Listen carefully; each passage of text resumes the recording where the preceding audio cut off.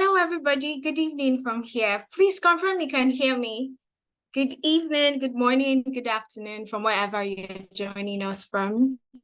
Please kindly leave a message or an emoji in the chat to let me know that you can hear me. All right, thank you very much. So good evening, everybody. It's my pleasure to have you here today. My name is Priscilla, and I'll be your host for today.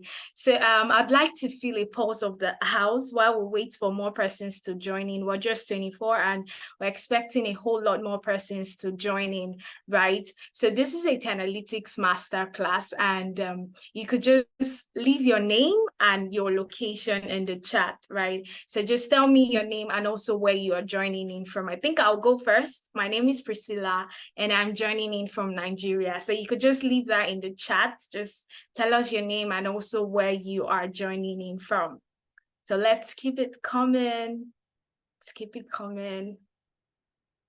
Who's going to be the first? Who do I get to meet first? So just leave your name and also your location. So Adeza is joining in from UK. Hi, Adeza. Good to have you. Olushola from Nigeria. Martin from UK. Israel from Nigeria. Adegbola from UAE.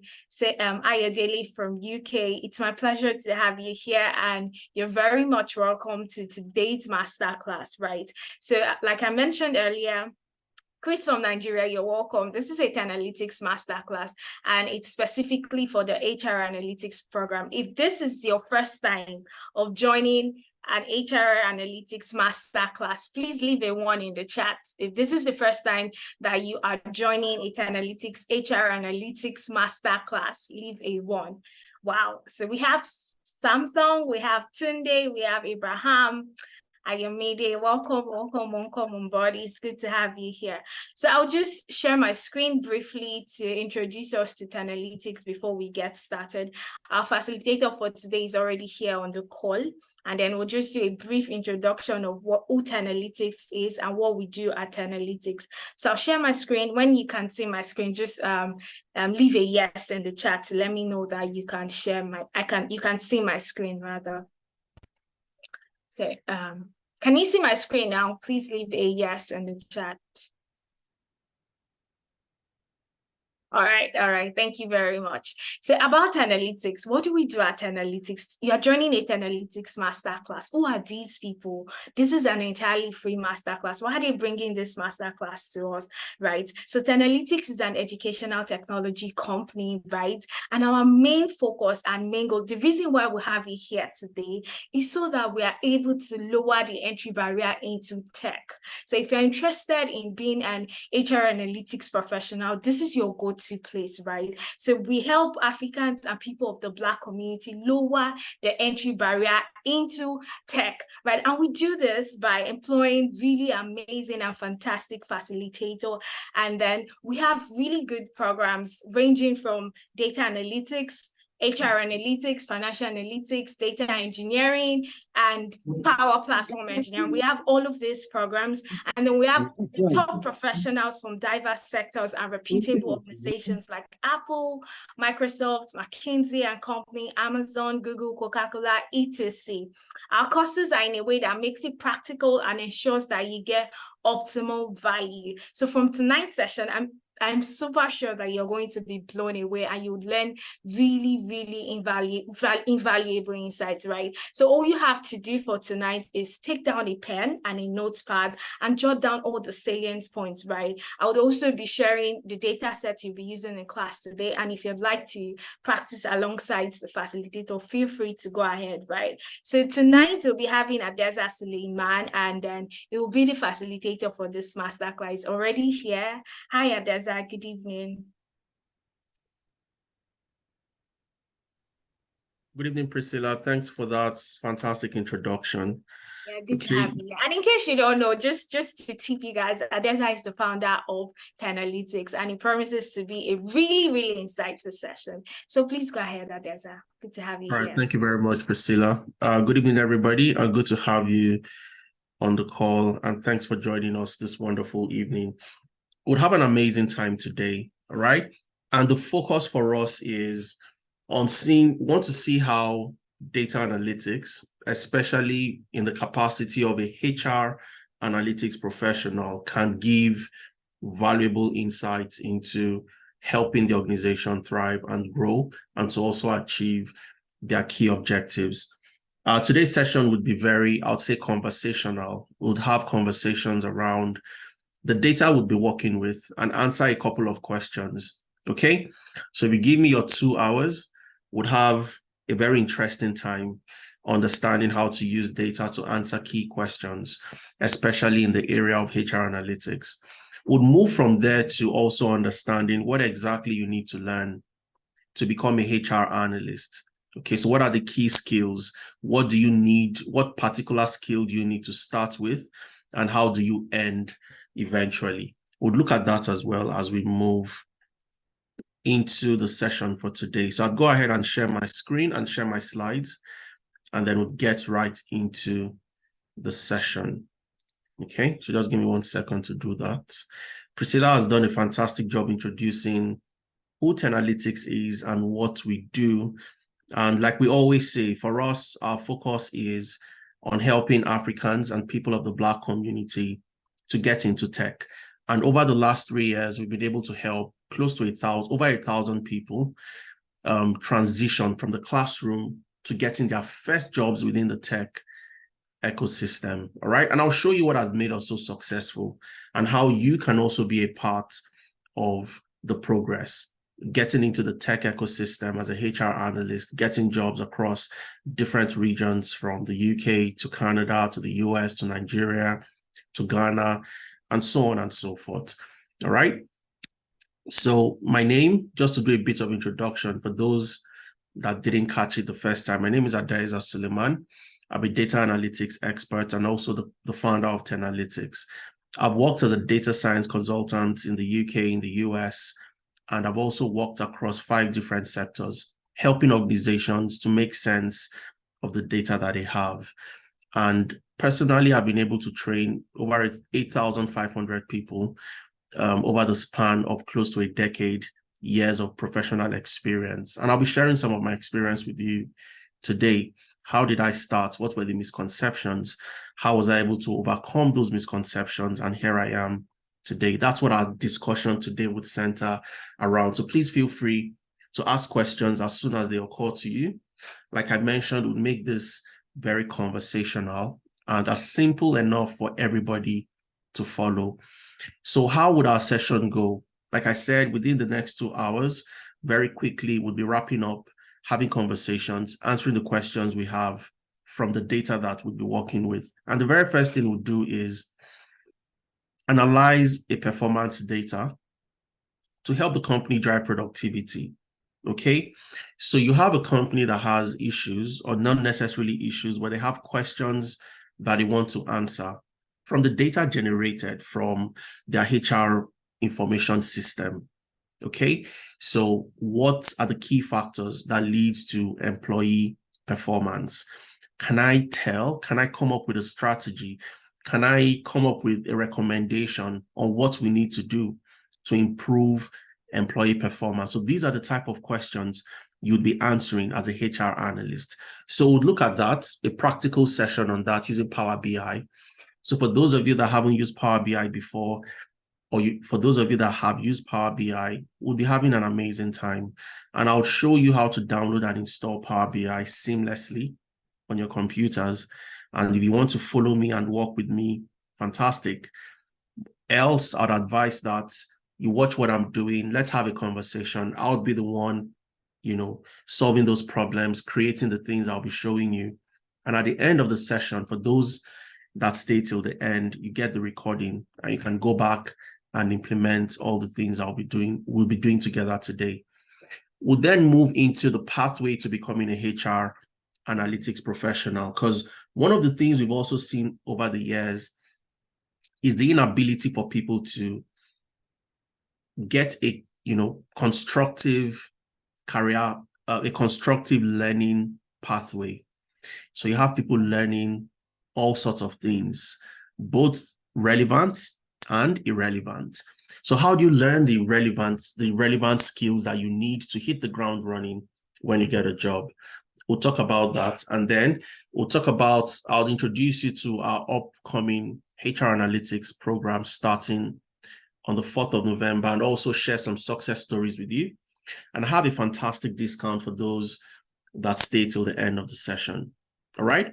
So we're going to get started almost immediately, and we'll be working with a case study, very simple case study.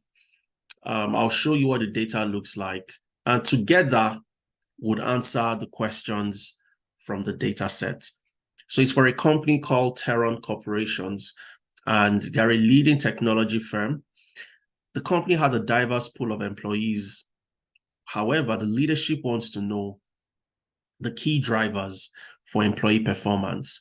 So what leads to employee performance? How can we determine certain factors or certain features or certain characteristics that leads to employee performance within the organization? All right. So I'm just going to mute everybody so that we don't have distractions. And you don't have to be experienced to be in this session. You don't need any experience. You don't need any background in anything to be a part of today's class. We'll learn together from one another. All right. So the key questions or the key insights we'd consider, first of all, includes, you want to know, is there a department that performs best or performs better than other departments? That's the first key question we would like to answer. Okay. We'd also want to know, is performance related to the level of education?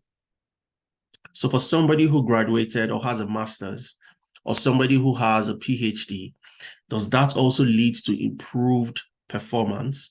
You want to answer that question. You want to also find out, does salary influence performance? So the higher the salary, does that mean higher performance? Or the lower the salary, does that also lead to low performance? So you want to find out those key areas. Okay.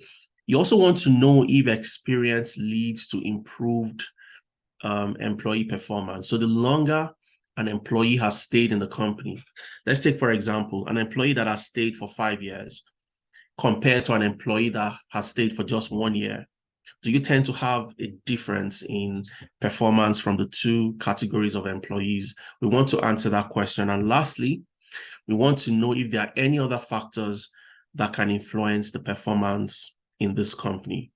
Okay, so these are the key questions we want to answer. All right.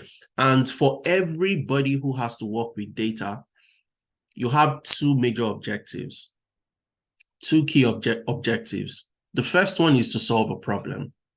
Your role is to solve a problem. Your role is not to build a dashboard, is not to build fancy charts, fancy dashboards using Power BI and every other tool, Excel, and so on and so forth. No, your role is to solve a problem. The second key objective is to answer questions.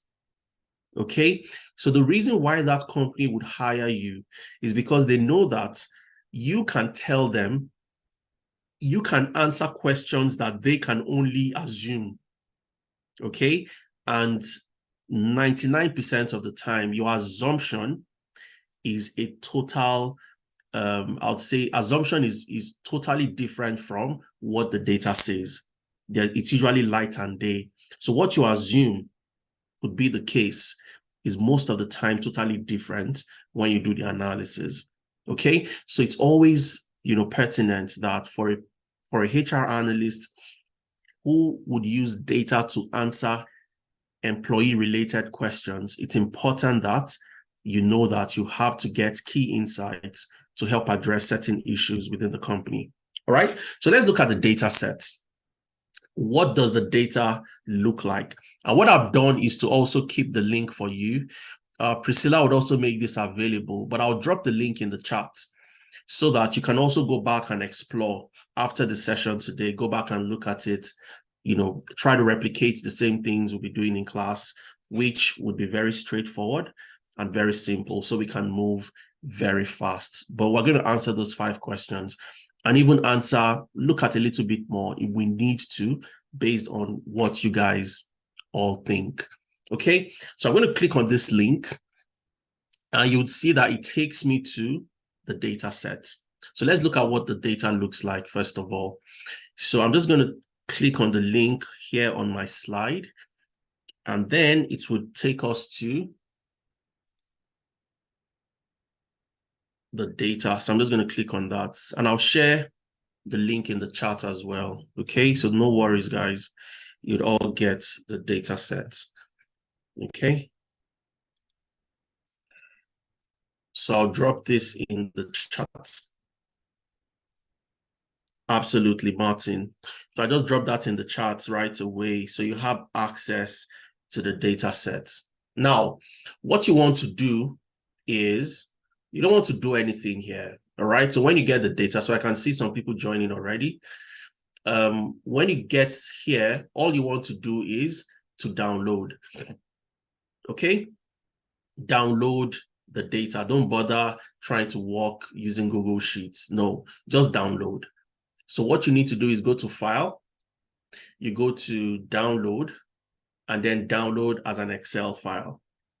Okay, straightforward. You click on the link either on the slide, because the slide will be shared with you at the end of today's session. So it's either you click on the slide, the link on the slide, or if you want to work with the data set now, you click on the link, it brings you here, the link I sent to the Zoom chat. And then all you want to do is go to File, go to Download, and download as an Excel file. So the moment I click on Excel, it will download the file for me. All right. So the file is now in my downloads. You can see that in here. All right. You can see it here. Employee performance data 2. So that's the data set. Everybody, like I said, would have access to this data, so we can do the same thing.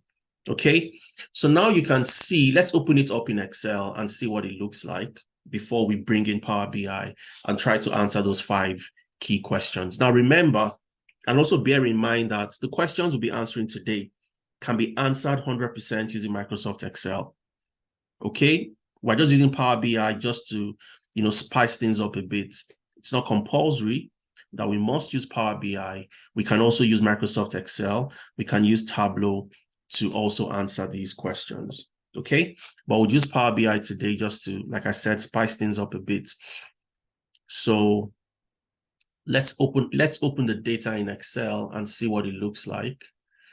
So I'll come here, go to my downloads, open up my downloads folder. All right, and just for those that can't see my folder, I'll drag this to the screen here. All right, so that's the data I just downloaded. So I'll double click on it to launch. And let's see what it looks like before we dive into answering the questions. Okay. Before we dive into answering the questions. So this is what the data looks like. All right. The very first column, we have the performance ID. We have the employee ID. We have the employee name. Let me maximize a bit so you can see it better. We have the employee email. We have the employee education level, job title, department, the age, the tenure in years, salary in pounds, salary range. So range simply meaning low income, high income, middle income, and so on and so forth. If I click on the drop down, we only have low and high income. Okay, that's fine. So you have low income, high income. So you can tell the particular category of employees you have based on their salary range. You have the gender as well, male and female. If you click on the drop down, you'd see that female and male, projects completed. So it's a project-based organization and they get to work on so many projects. So you have projects completed by each employee, the number of weekly meetings attended. You have performance review dates. Okay, the dates are currently in numbers, but you can convert it to actual dates. And then you also have performance goals, performance rating, which means if you click on the drop down, you'd see the rating is from 3 to 4.5. So it's a rating, it's a scale of 0 to 5. So for an employee that scores 4.5, that's obviously excellent. And you can see that here as the performance category. 4 is very good. 3.5 is good. Anything below 3, anything below 3, and 3 is just satisfactory. All right. And of course, you can see the feedback from the comments. Let me scroll a little bit. You can see the feedback comments demonstrated strong problem-solving skills. So the feedback given based on the performance review sessions held within this organization. Okay, so it's a very fantastic, interesting data set, and we can do so many things with it. But we have 5 key questions just to help us, dive a little bit into the data, do some little exploration and some analysis to see what we can tell, or if we can answer those questions the CEO or the management team is asking. I want you to also bear in mind that what we are trying to do is coming up with suggestions and recommendations that we can give to them based on the questions they have asked. And this goes out to everybody. I always tell people that if anybody who works with data, you must always do over-sabi.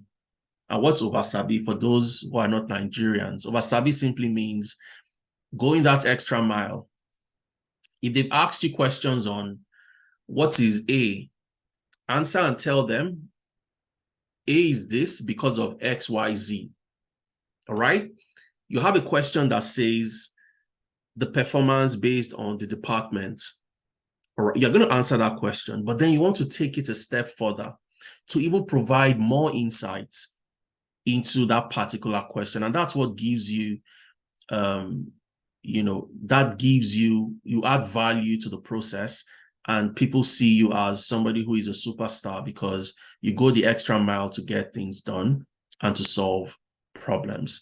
Okay, so now that we've seen the data and we've seen what it looks like, education level, bachelor's degree, master's, high school, we also remember there's a question that also asked if education affects performance. That's something we're also going to talk about and see if we can answer. All right, so that's our data set. I'm just going to close it so we don't need to do anything here. Don't save. We're going to use Power BI to address these particular questions. Okay, so which means you need to have Power BI installed on your computers. So if you don't have Power BI, you then want to go ahead and download and install Power BI. Okay, and the process is very straightforward, very seamless. If I click and open a new tab, I'm just simply going to type download Power BI desktop. Download Power BI desktop. Okay, I'm just going to type download Power BI desktop. All right, and you'd see so many options. All right, you'd see so many options. Download Power BI desktop. I'm going to send the one that you should use to download your Power BI, which is this very first one here on my page. So what I'm going to do is I'll open this up and then I'll share it with you. Now, there are so many other ways to get to the same location, all right? But I don't want you to move left and right and struggle to find the ideal place to download. But if you click on this very first link that says Microsoft Power BI, downloads Microsoft Power BI, straightforward, it takes you to where you can download Power BI. So I'm going to right-click on this and open in a new tab, okay? And this brings me here, and I'll drop this in the chat as well for those who want to download Power BI. But I advise that you might not want to do that now so that it doesn't affect your network and you can follow us and see what we are doing. Everything is going to be on the slide, so you have access to it anyways. So once it brings you here, you have the Microsoft Power BI desktop. That's what you want to download. So you don't want to download the Power BI mobile. The mobile is the version you download on your device, your iPhone, your Windows PC, I beg your pardon, your iPhone, your Android. And if you have a phone that uses the Microsoft OS, you can also download that there. But you can't use that to build reports. You can only use it to view reports. Okay, so you want to download the Power BI desktop because that's where you do your reporting and so on and so forth. Okay, so you can see that access your data anywhere, anytime. These native apps provide live interactive mobile access to your important business information. So let's take, for example, I'm the CEO of the company, and there are key reports I need to see on a day-to-day basis. How much have we made today? What's our costs? What's our profit margin? Okay, what's our cost of goods and things like that? I want to see these key KPIs anytime I want to look at it. So I can have my Power BI mobile on my phone, the Power BI mobile app on my phone, and the data team would have developed a report, published it, and they've scheduled it to go into, to send to my, to always get updated every morning, maybe at 8 a.m. It's updated and refreshed with new data. So all I have to do is open up my phone and I can see the dashboard on my phone. I can interact with it, click on different things, and you'd see things changing here and there. Okay. To download the Power BI desktop, which is what we'll be using today, you click on the advanced download options. All right. If you click on just download, what happens? It tries to download Power BI from the Microsoft Store. And I'm just going to click on it and you'd see what I mean. So it would ask you to open up the Microsoft Store. Okay. We don't want this. We want to download the installation file directly. Okay. We want to download it directly. Just give me 1 second, guys. Okay. So we want to download it directly. So we click on advanced download options, and then it takes us to where we can download. All right.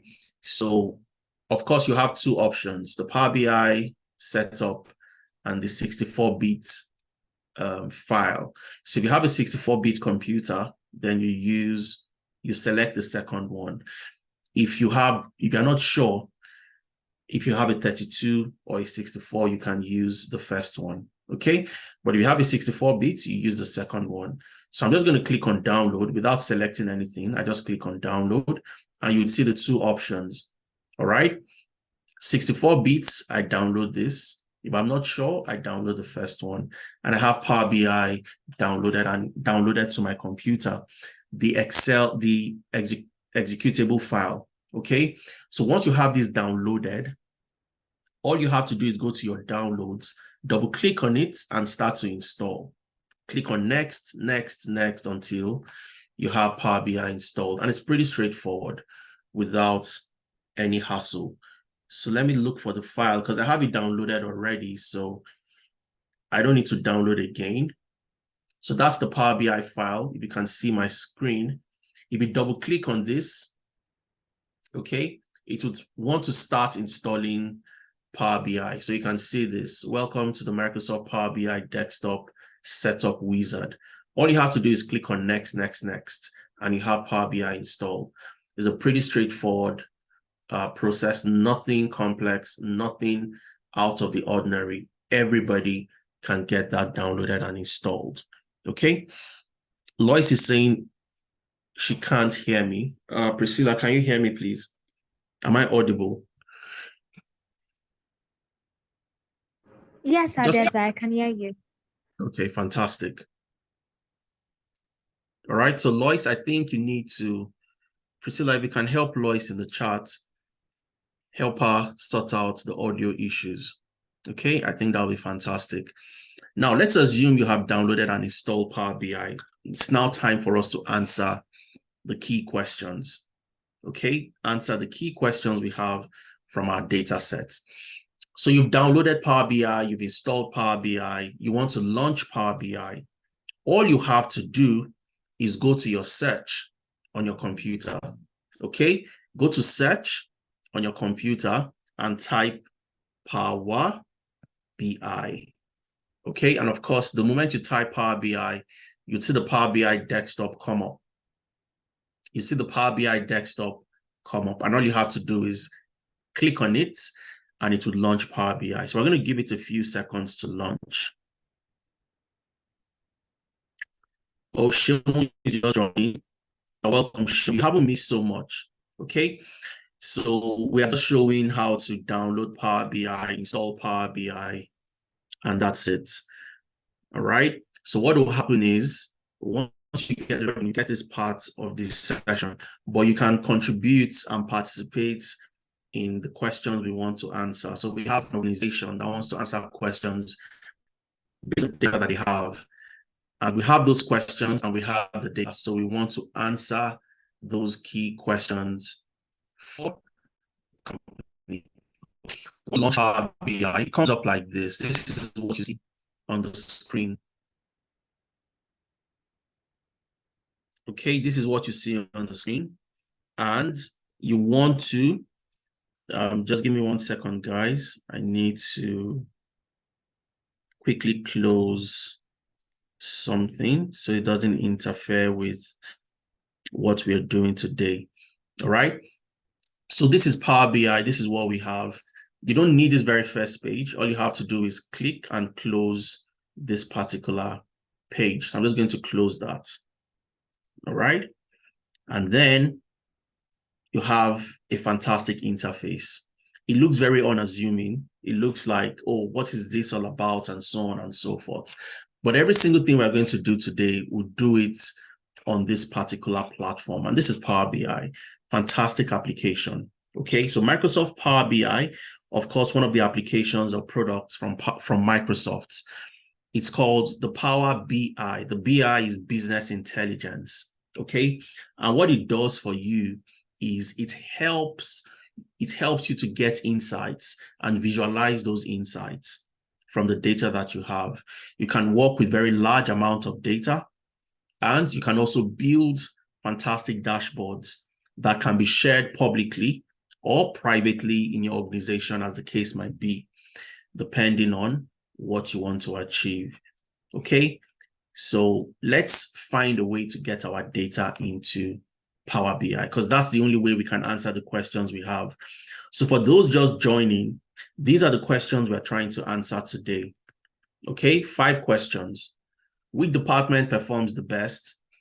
Is performance related to the level of education? Does salary influence performance?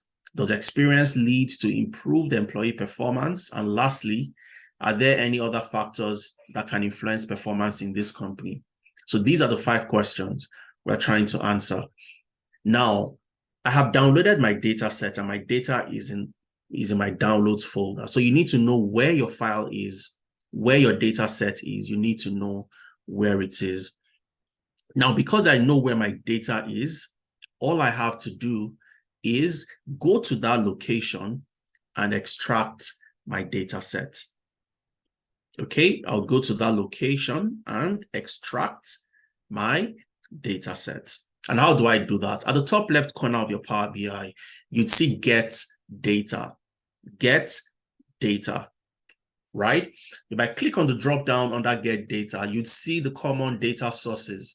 So this simply means where you can get data from an Excel workbook, Power BI data set, Dataverse, SQL Server, which is a database, text or CSV files, web. We can actually connect to the web, go to a website. We have data on that website in the form of a table. We can extract the data from that website, get the data into Power BI and do our analysis. So these are the common data sources. But our data for today is an Excel workbook. All right, so I don't need to look too far. All I have to do is click on Excel workbook. And once I do this, Power BI would take me to my file explorer, and it would ask me to select the data I want to work with. Okay, remember, my data is in my downloads. So I'm first of all going to click on my downloads. Okay, and then I can see my data set, employee performance data 2. That's the data I want to analyze. So I click on that data. I click on the data and then I click on what? Open. Open. Now, when you do this, you are carrying out a step in Power BI called extraction. You're trying to extract the data from somewhere.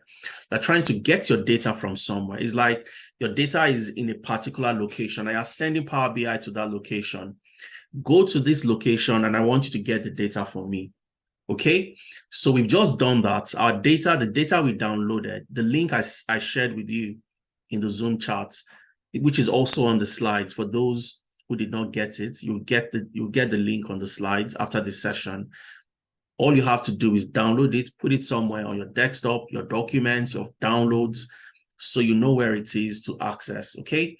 So I've done that right now. I'm doing the extraction, okay? And for me to do that, I can see that my navigator window has the performance data, employee performance data 2.xlsx, which means is an Excel file. And I have this particular sheet in the file. So I'm going to click on this sheet to see if that is the data that I want. And once you click on the sheet, it gives you a preview of your data set, the performance ID, the employee ID, employee name, employee email. Okay, if I scroll, I can see that this is the data that I want. All right, the gender, the weekly meetings, the performance review, and so on and so forth. Okay, so this is my data set. It is then time for me to select, because I haven't selected it. I just clicked on performance data for it to show me the preview. So now I have to select. So I'm going to click on the tick box to select. All right, I have to click on the tick box to do what? Select. So once I have selected, at the down right corner, I need to choose one of the three options, either to load, transform data, or cancel. Either to load, transform data, or cancel. And I'm going to quickly teach you something here before we go back. All right. So just permit me to quickly show you something before, and I'll ask you the option we need to select out of the three. When working with Power BI, there is something called ETL. And what does this mean? Extract, transform, and load. Okay, extract, transform, and load. So the first thing you're going to do is to extract your data from somewhere. Your data is in it. You have a data source. The data source could be a PDF file. The data source could be an Excel file. The data source could be on a website. The data source could be in a database. But you need to get your data from somewhere. All right. So you want to first of all extract, which is sort of what we are doing at the moment. Okay, we've connected to that Excel file that we downloaded. We've gone to get data, select the file. We can see it in the navigator window. That's the file that we want. We have selected it, but we have three options. I said load, transform data, and cancel. Now, once you have extracted, or you're trying to extract, get your data from a source, the next step for you to do is to transform. And transforming your data simply involves you putting your data in the right shape and in the right format, because 85% of the time, your data will not be in the right shape and right format for you to carry on with your analysis. So you need to do a little bit of data cleaning. You need to add new columns, remove existing columns, transform some columns, convert something from a column from being vertical to horizontal, or horizontal to vertical, and so on and so forth. You want to address your date types, your date formats, and all of those, your data types, your date formats, and so on and so forth. So that's the transformation process, putting the data in the right shape, cleaning up your data. And I've gotten this question so many times. What is dirty data? Okay, what is dirty data? So, and I always answer by giving an example. If I want to add 3 plus 3 to give me 6, 3 plus 3 equals 6. But then if I have something like this, let me erase this very quickly. If I have something like this instead,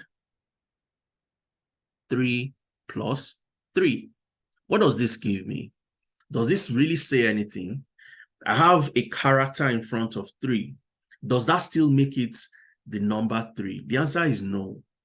That makes no sense. So when you try to carry out a mathematical operation like this, it gives you an error because you have an unwanted character in front of 3. So if you have this in your data set, your data is dirty. You need to then take out these unwanted characters out of the data set for you to carry out your analysis. Okay. And in doing this, taking out the dirty data, taking out the unwanted characters, you all do them during the transform process. So that's very, very important for us. So you extract, you transform before you what? Load. So let's get back to Power BI. And I'm going to ask you guys the question now. What do we need to do here? Are we loading? Are we transforming? Or are we going to cancel? Type it into the chat. Let's get to hear from you. What do you think we need to do? Load, transform, or cancel? Austin says transform.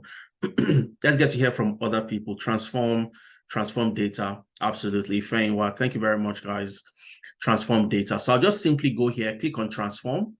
Okay. Now, because of time and so many things we have for today, I don't want today's session to span for too long. We're not going to transform our data or clean the data and all of those things.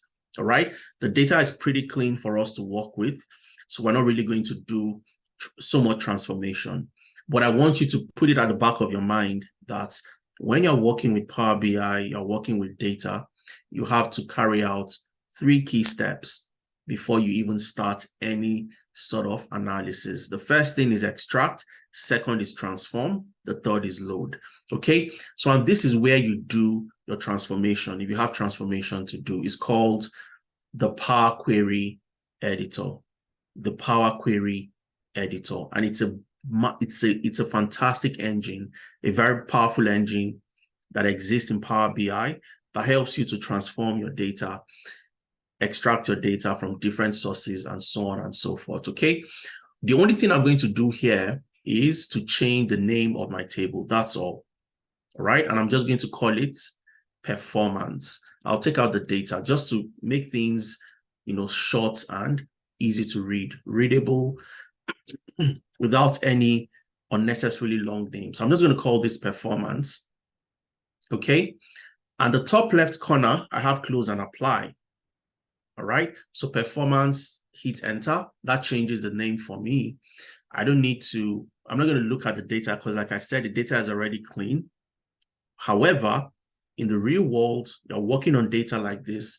The first thing you want to do when you get here is you want to look for those inefficiencies. You want to look for those areas where you have unwanted characters and address those issues before you start your analysis, all right? So the data is clean. We're not going to harp on cleaning up the data and so on, or transforming the data. I'm just going to load it into Power BI, all right? And how do I do that? At the top left corner, you'd see the close and apply. So I'm going to click on close and apply, and that loads my data for me into Power BI. All right. So I'm just going to wait for it to load. Okay. So you'd see it is loading. And when it's done loading, this particular page would close. All right. So it's loading my data for me, and it should load it anytime from now. All right, so you can see it's done loading, and I have my data in Power BI. Okay, and I have my data in Power BI. And how do I know? At the right-hand side, you'd see the performance table, the data I just loaded. Remember, it was performance data. I removed data and left just performance, just to make it short and easy to read.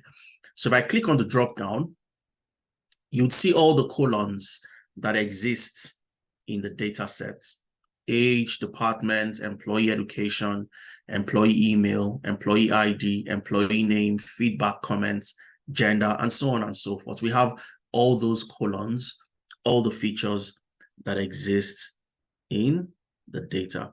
Somebody is saying no voice, no voice. That's a bit strange. I want to believe I'm audible because I think the complaint is just from about 3-4 people. Priscilla, am I audible? Can you loud and clear? Thank you very much, Austin. Yeah. Okay.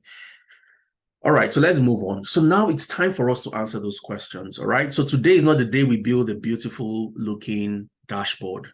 All right, because of time, else I'm going to keep you here for another 1 hour plus thereabouts, but we don't want to do that. We want to go straight to answering the questions.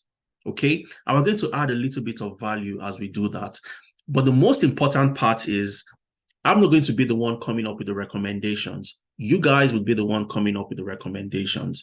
Okay, so I want you to participate, understand what we are doing, and I'll call you up. Anybody who wants to volunteer to give us ideas will go ahead and take your suggestions. Okay, so let's take this out and see the first question. The very first question we want to solve today. The very first question we want to solve today. The first one is, which department performs the best? Which department performs the best? Remember, in our data, we have the departments for each employee, and we also have the performance rating as well. The department and the performance rating. Okay, so let's answer question number 1. Departments that performs the best. So I'll go back to my Power BI. All right, and today's session would answer it without writing a single calculation. All right, that's a promise I'm going to make to you. We're not going to write a single calculation today. Okay, and that's just to make our work easier and to also see that, look, things can get done. Things can get done without complexities. Okay, so let's answer the very first question. And in answering that very first question, we want to consider 2 key columns. The department, number 1, okay, and then the performance rating, number 2. I want to see my departments, and I want to see the performance by the departments. And for me to show that, I want to use a visual called the clustered bar chart. So you'd see the Power BI pane that says visualizations. You have so many different types of visuals under visualizations, and you can, just like your Excel and so many other tools, you can use a pie chart, a donut chart, you can use a column chart, you can use a bar chart, and so on. We're going to use a bar chart, but a clustered bar chart. So I'm going to click on clustered bar chart. And anytime you click on a visual on Power BI, what happens? It gives you a blank visual. So you can see this is blank. Okay, so you always get this blank every single time. I'm just going to expand this a bit to something like this. All right. And what do I want to put into that clustered bar visual? I want to see my departments. IT department, strategy department, sales department, this and that. And I want to see the performance for each department, because that's something the key stakeholders want to see. So I want to also look into that. Okay. So without doing anything extraordinary, I've clicked on the clustered bar. I'm going to close up my filters because I'm not going to use it for now. So let's close it up so we have more space. So I just click on this arrow to close it. All right. So I want to put the first thing, which is department. So I'll come to department, click on the tick box to select department. That's number 1. Okay. The second is I want to see the performance rating. So show me the performance rating by department. So I've selected department. I'll then come to performance rating and click on performance rating. Okay. And it gives me a chart. All right. But always remember that when you select a column that contains numbers, like performance rating. So the rating is from 0 to 5. 5 for excellent, 0 for very poor. Okay. So when you have a column that contains numerical data, numbers, what Power BI would do when you select that column is it sums it up by default. Sum, right? So what it has given us here is the sum of performance, and you see that written under the visualization. So we've selected department on the y-axis, which is here. You can see IT, admin, HR, facilities, marketing, and so on and so forth. And x-axis, which are the numbers, you have sum, but it doesn't make sense. We want to see the average performance by the department. The what? Average performance by that department. So how do I change the sum to average? I'm simply going to click on the drop down here. Okay. And once you click on the drop down, you'd see these aggregations you can select. And I'll click on what? Average.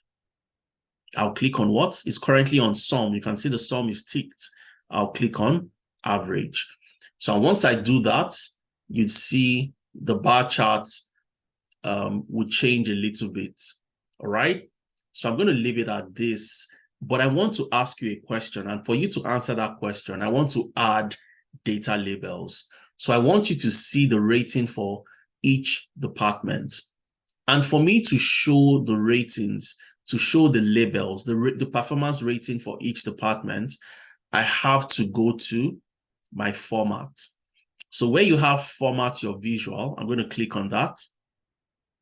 Okay, format your visual under visualizations. I click on that and I turn on my data label. Okay, and then I have the ratings, 4.4, 4.2, 4.1. To answer question number 1, I want somebody to tell us which department performs the best in the organization based on what we have done so far. Who would like to speak? If you'd like to speak, just raise your hand. I'll ask you to unmute yourself and let's hear from you. Okay, I can see sales in the chat. Absolutely. Sales in the chat. Fejiro says sales. Brima says sales. Lasukomi, absolutely. Balikis, yeah, 100% correct. Now, we have all seen that it is sales, right? But we don't want to stop there because we never stop there. We never want to just answer the question based on what they have told us to do. So they've told us that sales performs the best. But in the sales department, you have different job roles or job titles. Okay, so in sales department, you could have maybe a sales associate, a sales executive, and so on and so forth. So you want to then drill it down a bit to find out, are there specific job roles within the sales department that even has the highest? So which job role in the sales department gives us that high performance? Okay, this is a question we can also answer. So we want to go into sales and look at sales to show us the job roles, the job titles in the sales department that gives us this high performance rating. And how do we do this? Straightforward. I already have my department and average performance, and you guys have all said sales gives the highest performance, correct? But I want to see the job title. So I'm going to click back. I'm currently on format because I wanted to add data labels. I clicked on format. I'll click back on this icon that says add data to your visual. And where I have my department, I'm going to drag job title. I'll drag job title, click on job title, drag it, and drop it under department. Okay, I drop it under where? Department. And I'm going to maximize this a bit so that we can see. I'll reduce it again, but so that we can see what I'm doing. So I drag job title under department. So now when you're making your presentation, the question they've asked you is, we want to know the department that has the best performance. You've shown that it is sales, but you being that oversabi, which is the way to go, going the extra mile, showing them something extra beyond what they've told you to do is, hello guys, I'm not just going to tell you that the sales department performs the best with an average rating of 4.4. I also want to show you the specific job titles within the sales department that gives us very high performance rating. Okay. And to drill down into sales, I'm going to click on this, arrow pointing downwards. I'll click on it. You see that it is selected the moment you click on it. And then I click on sales. And that expands it for me. So I have the sales director, the sales manager, and the sales representative.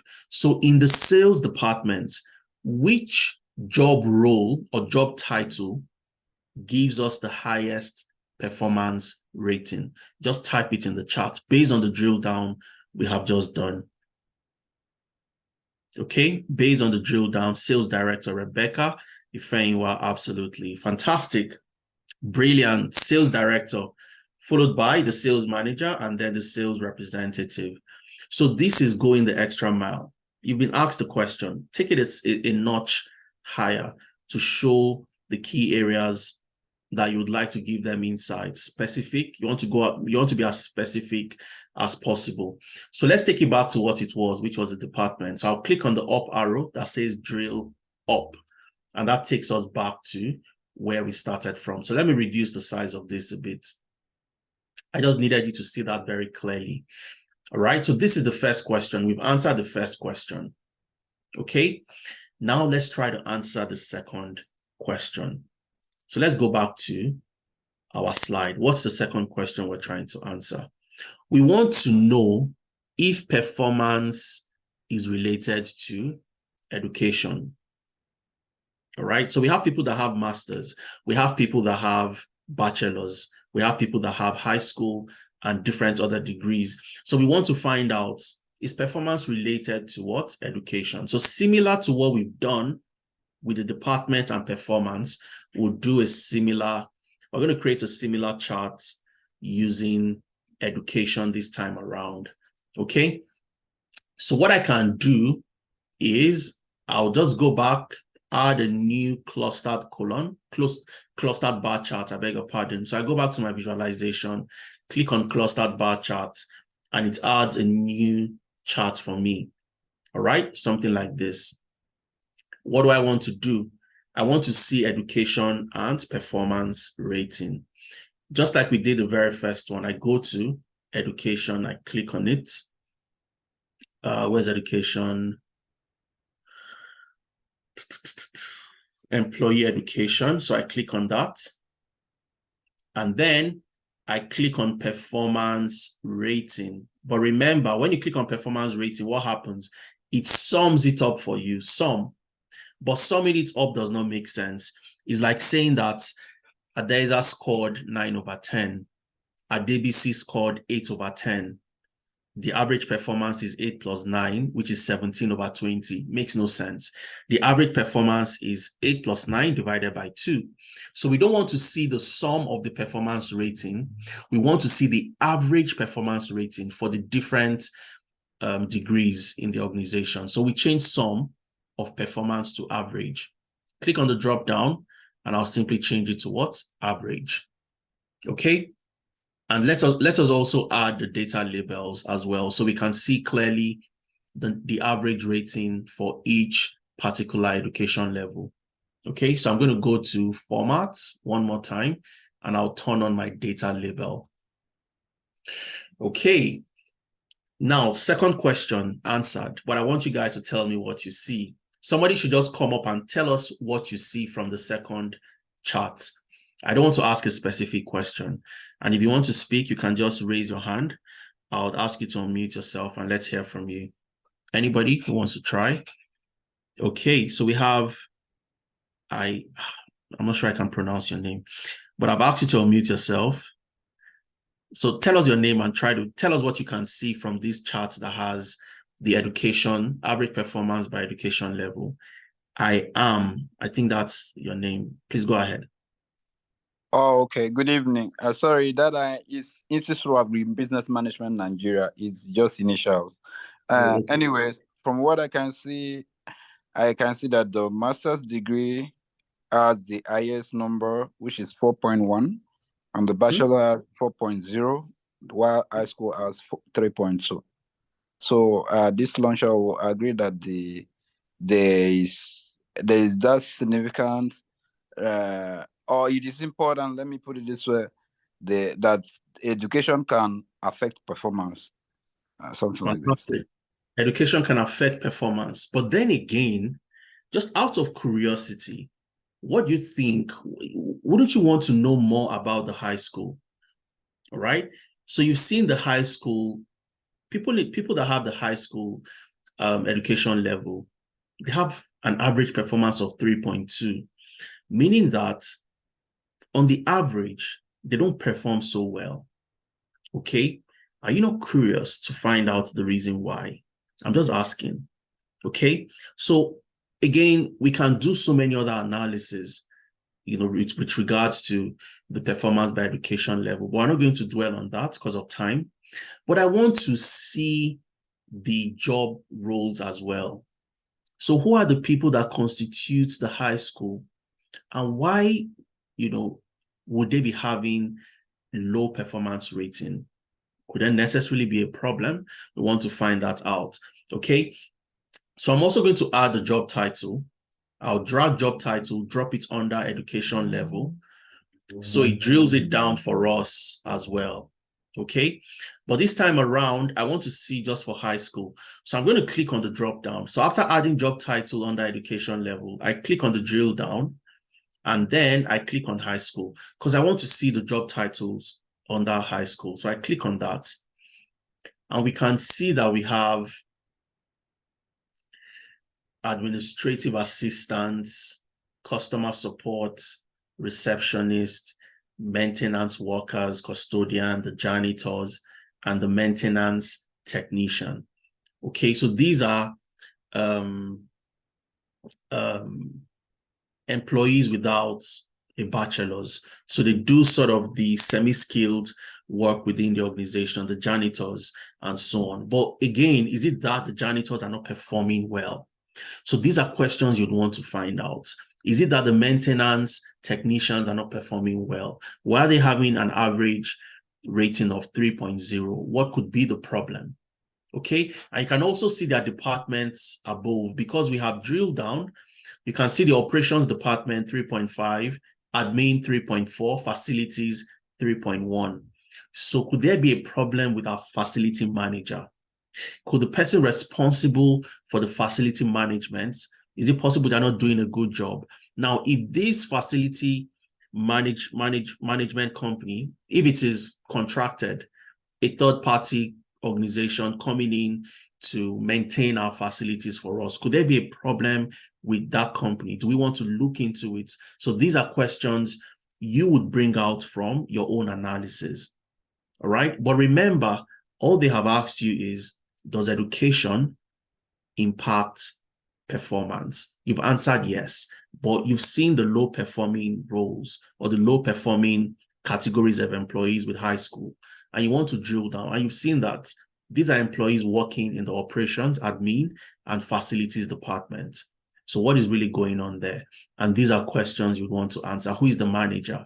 Who are the which company comes in to help us manage our facilities? Is it a third-party company? Do we have full-time employees? Are they contract staff? Could that be the reason why we have that drop in performance? So you have so many questions. And remember what I said at the beginning, your two major objectives: solving problems and answering questions. Okay, so I'm going to drill up. And this is something interesting we've seen. So thank you to the gentleman who, explained and gave us insights into what you've seen from this chart. Now we're going to go to question 3. We have 5 questions to go, so we have 3 more questions to answer. Question number 3 is, does salary influence performance? Does salary influence performance? Okay, does salary influence performance? That's a very good question. So let's check to see if salary influences performance. And we're going to do this using a different type of chart from what we've used so far. So I'll go back to my Power BI, and this time around, I want to see a relationship between salary and performance. Okay, they are both numerical data. The salary is numerical in numbers. Performance is also numerical in numbers. So I want to compare and see the relationship between the two variables. So I'm going to use something called a scatter chart or a scatter plot. And I'll click on that. Click on the scatter plot. It gives me a chart that looks like this. Okay. And what do I want to compare? Salary and performance. Once you have selected the scatter chart, you'd see values, x-axis, y-axis, legend, where you have your visualizations, okay? I'm going to put my performance rating on the x-axis, and I'll put my salary on the y-axis, and we'll be able to see if there's a relationship between the two variables. So I'll take my performance rating, I'll drag and drop it on that x-axis. It gives us the sum as usual, okay? I take my salary, drag and drop under the y-axis. It also gives us the sum, which does not make any sense to us.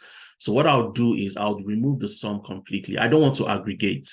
I want to see for each point where we have a salary. So for each salary we pay in the company, what's the performance for that particular salary? So if we paid an employee 60,000, what was the employee's performance? If we paid an employee 2,000, what was the employee performance? I want to see all those different points so I can tell, is there a trend whereby people that have high salaries tend to have high performance, or people that have low salaries also tend to have low performance? So I want to see that trend. So rather than summing it up, I'll click on the drop down and I'll say, don't summarize, so I can see individual points. So I click on don't summarize. For my performance, I go to my salary as well, and I click on what? Don't summarize. Okay, and this is what I have. Okay, this is what I have. So I have a scatter plot that is completely separated into two clear categories, two distinct categories. On my y-axis, I have my salary. Okay, on my x-axis, I have performance rating. Now you can see this category of employees at the bottom over here, all seeming to have a specific, salary range. So they are just quite around the low income earners, because you can see this is from 0K to 50,000. So you can see these guys here, low performance, low salary, I beg your pardon, and here the salary tends to increase a bit. So two distinct categories of employees. So what I'm also going to try to use to check to see if my salary range would help me distinguish the two classes of employees. I have a salary range column that shows low income and high income. I'm going to take that and I'll add it to my legend. And when I add it to my legend, what happens? I have two distinct colors, the light blue for the high income, the dark blue for the low income. So we can clearly see that those that have the low income are at the bottom. Those that have the high income are at the top. But what can you see from these charts? That's the question. Is there anybody that can attempt to tell us what you can see from the chart you are looking at? Looking at the two classes of employees, the high income and the low income, what do you see? Who wants to try? What do you see from these two classes of employees? Who wants to attempt? Who wants to attempt? Anybody? Okay, Kelechi, please go ahead. Tell us what you can see. I can maximize it a bit so we can all see it better. Okay, hello, good evening. Good evening, Kelechi. So, based on the charts, I noticed that the low income earners tend to perform very low, while the high income earners perform high. Okay. Well, you have, I would say, a general idea, but not necessarily based on what we are seeing. Now, let's look at individual points together, Kelechi. If I look at this point, it shows me the salary of the employee. Average performance rating is 3.5. Salary is 13,000. Salary range is low income. Okay. Now, if you look at the salary, They all have low salary, but look at the performance rating at the bottom here. Performance rating increases, and you can see high performing employees. Let's check this guy, for example. Performance rating is 4.5, salary is 8,300, and the person is also low income. So even this guy over here at 3.5 is earning more than this guy over here at 8,300. But the guy at 8,300 is performing a lot higher than this guy at 13,000. Okay, so it's a bit tricky to deduce something out of this, but I want somebody to try. I want you guys to try to look at it and come up with something. Anybody else who wants to try? Anybody else? Rebecca, I've asked you to unmute. Go ahead, please. Yeah, good evening. Good evening, Rebecca. So from the chart, I can say more of people with higher income has greater, greater performance. That's what I can say. Okay. Absolutely. You have an idea as well. But something I want you guys to pick out of this, okay, just look very closely, which, of course, you are seeing it, but you really just can't deduce it out of it. If you look at the dark blue color, which are the low-income earners, they are all low-income earners, all of them. They are low income. You can see the legend here at the top, high income, low income. But performance still increases irrespective of the income. The guy that has the highest performance at 4.5 earns 8,300. The guy here that has a performance of 3.8, which is lower than that other guy, earns 13,000. So what this simply means is the category of employees that fall within the low income level are not necessarily influenced by salary. Their performance is not necessarily influenced by their income. So you might want to look at other creative things. And there are so many other things that can go into this. For example, the age of the employees. Do you have the young and the entry level or management trainees? Are they the ones that fall within this category? If the answer is yes, then it means that these are the employees that you'd entice with so many other different packages and prerequisites rather than salary. They want maybe hybrid work. They want to work from home. They want other things that would make them perform better rather than just increasing their salaries. Because you can see clearly, the salary here does not go above, the highest is 13,000. This guy also earned 13,000. That's the highest salary. But then you have performance increasing. The guy that has 4.4 earns 7,300. The guy that earns 5,300 has a performance rating of 4.3. So this category of low income earners are not necessarily influenced by their income. However, going to the other one at the top, you can see that it is sloped upwards. It is sloped what? Upwards. So for the guys within the high income level, the higher their salary, the more their performance tends to increase. So as salary increases for these guys within the high income, the more their performance also tends to what? Increase. You can see this person here. Let's look at this point here that says this person has 3.1 performance. Salary is 31,000. If we go up, you can see it's going up. It's sloping upwards, meaning that as salary is increasing, performance is also increasing. And that's why your trend line is sloping upwards. And that's something very interesting. So for your guys within the high income level, your middle managers, senior managers, they tend to get enticed and perform better with increase in salary compared to the low income earners who would probably want other type of other type of factors that can motivate them, including different ways that they would work, hybrid work, other type of prerequisites, gym memberships, and things like that, which is a very, I think, gives us some kind of good insights into what we can see between the two categories of employees. So that was what I wanted you to see. And that's very interesting for any organization to want to see. A particular level is not influenced by money, and one other level or category is influenced by money. Very interesting. Now, we've seen this. We also want to see, remember that it's a project-based organization. They get to work on so many projects.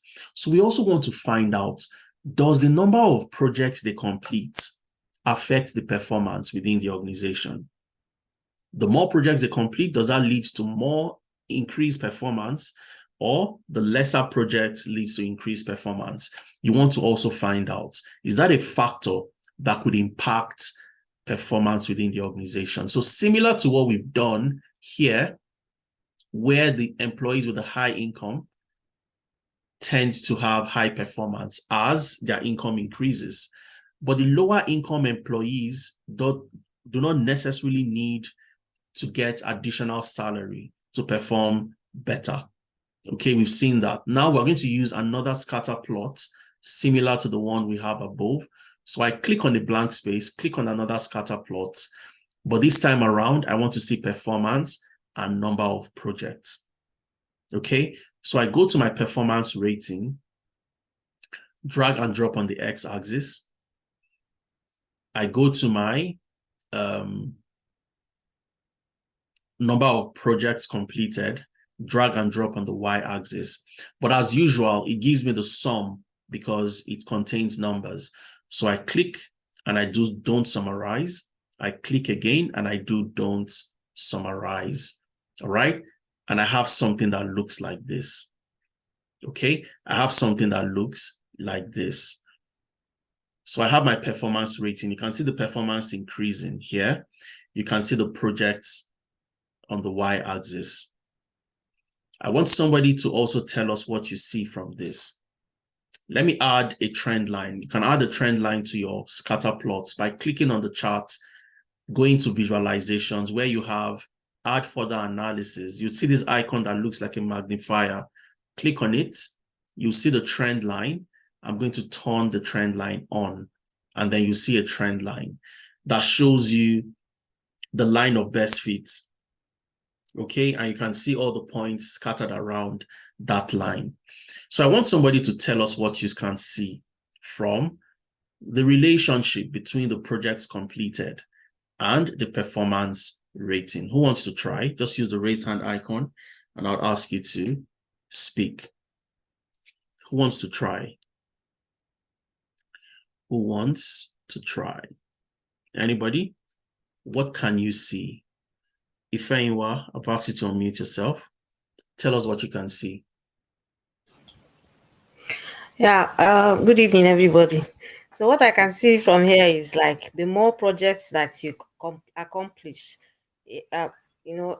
gets you to a better performance rating. That's what I can see, because the slope just keeps going up. Absolutely. Yeah. Fantastic. Thank you very much for that, Ifeanyiwa. So you can see the line, you can see the plot itself, the scatter plot, the points slopes upwards. Okay, and when you have your line sloping upwards or your plots sloping upwards, what that means is the more the projects you complete, the higher the performance rating also tends to increase, just like Ifeanyiwa said. So the more projects you complete, the more your performance rating also tends to increase.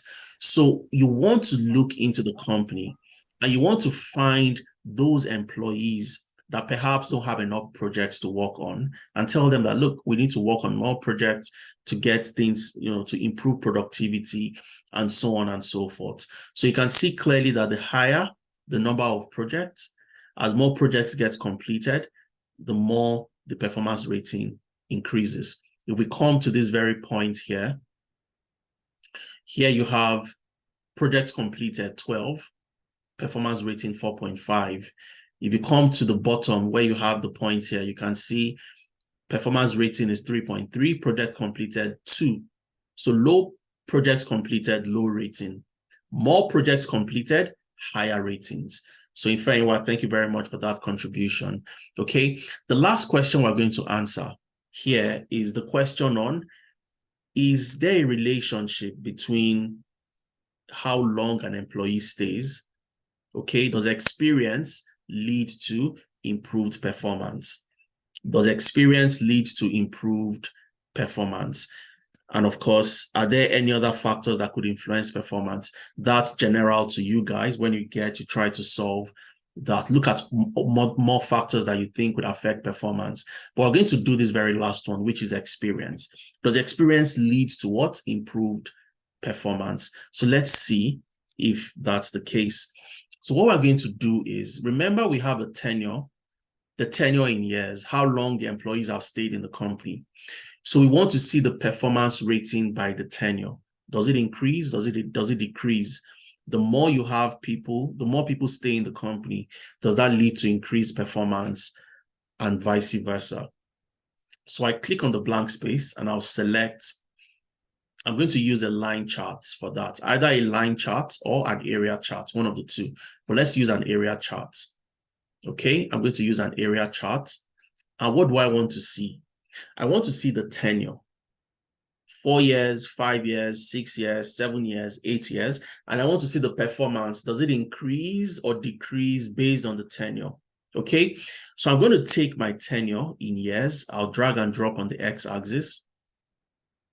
Okay, and I'll take my what's performance rating and drag and drop on the y-axis. All right, but again, remember, it gives us the sum of what? The performance rating. We want to see the average performance rating, not the sum. Average performance rating. So for those that have stayed for 5 years, what's the average rating for those guys? For those that have stayed for 10 years, what is the average rating? So rather than having sum of performance, I'll click and change it to what? Average. And this is what we have. Interesting, very interesting visual to look at. Very interesting. So we can see that right from 2 years, you have a rating of about 3.3. It increases. It drops a little bit at 5 years. It increases again. Drops a bit after 8. It increases again. And then it drops drastically after 10 years. I want somebody to just read out this chart to us and tell us what you can deduce from here. What can you deduce from this chart? You can make an assumption. Feel free to make an assumption as to what you can see. It's allowed. I'm going to call on BC. BC, you can unmute yourself and tell us what you can see. Hi. So from what I can see, when people initially join the company, of course, you are putting in a lot of work. You are getting used to the environment. You get familiar. So you are doing a lot more, sometimes in some cases, than what the older people are doing, right? So it gets to a point where you're now like, okay, I've gotten to a certain point in my career in this company. I'm not being productive. I'm not adding into the company. There's nothing just good coming out, right, of your work at that point. So that's when you get to that peak and start dropping down at 10. Then maybe, for example, if the person went through maybe a sabbatical leave, they had time to refresh, then that may be 1 year, depending on kind of company, right? But I'm familiar with those that go for 1 year. Once they go for that 1 year sabbatical, maybe they had time to take some courses, spend time with family, volunteer somewhere, learn something new. That way, they now come back recharged. So that initial boost is there. They go back again, get a high rating. And then maybe after a while again, it feels like, okay, I've been here for too long. Maybe I need to retire. Maybe I need to go and do something else, go to a different company. Then they start to go down again. Fantastic. I love the way your brain works, BC. That's very interesting. And we can get so many things from what you've said. Okay. And that's the beauty of working with data. You come up with these assumptions. It's fine to come up with assumptions, and you test each assumption to find out, is this true or not? And in asking those questions, like BC just said, you'd want to also find out, do we have the data to answer these questions? If we have, let us test it. How many people went on leave? What really happened? If we're a project-based organization, did the number of projects we deliver, did it drop after 10 years? Because why did performance drop so drastically after 9 years? So you have performance increasing until you get to the 9th year. The 10th year, performance drops drastically. So you can start to answer this question by looking at so many areas. Did people go on sabbatical? Are they just, would you say they are just overwhelmed with work? I've done 10 years. What more can I do? I'm not sure I can add more value. How many number of training have they attended? And these are questions that could spring up from the analysis that we do, just like BC also mentioned. But let's try to see, let's look at one or two things, okay? So what I think we can try to look at from this very quickly, which we'll just put something here at the bottom, is since we're a project-based company, let's see if what happens as the tenure increases. Does the number of projects, did it drop after 10 years as well? Or did it increase? Could that be a reason? All right. Now, we also want to see, let's look at that first, and then we can look at other things. So I'll do that I can use another area chart, or I'll use just a line chart. Okay, let's try to use a line chart this time around. So what do we want to see? We want to see the tenure and the number of projects. So when you are at your 10th year in the company, how many projects on the average are you likely going to work on? Or how many projects, what's the total number of projects that you would work on the 10th year? Okay, so this time around, let's look at the total, not even the average. Okay, so let's look at the total. So I'll put my tenure just like I have at the chart at the top, 5, 10, 15. So I'll take my tenure and I'll drag and drop on the x-axis as usual. And then my y-axis will then be number of projects completed. And this is what makes analyzing data very interesting. Okay, what we've done so far is bivariate analysis, by two. Okay, you look at something against another thing. We look at performance against tenure. We looked at performance against projects completed. We looked at performance against salary. We looked at performance against departments. We looked at performance against level of education. So it is called bivariate analysis. Two features in your data set. There are multivariate analysis you can also carry out, looking at 3 features within the data.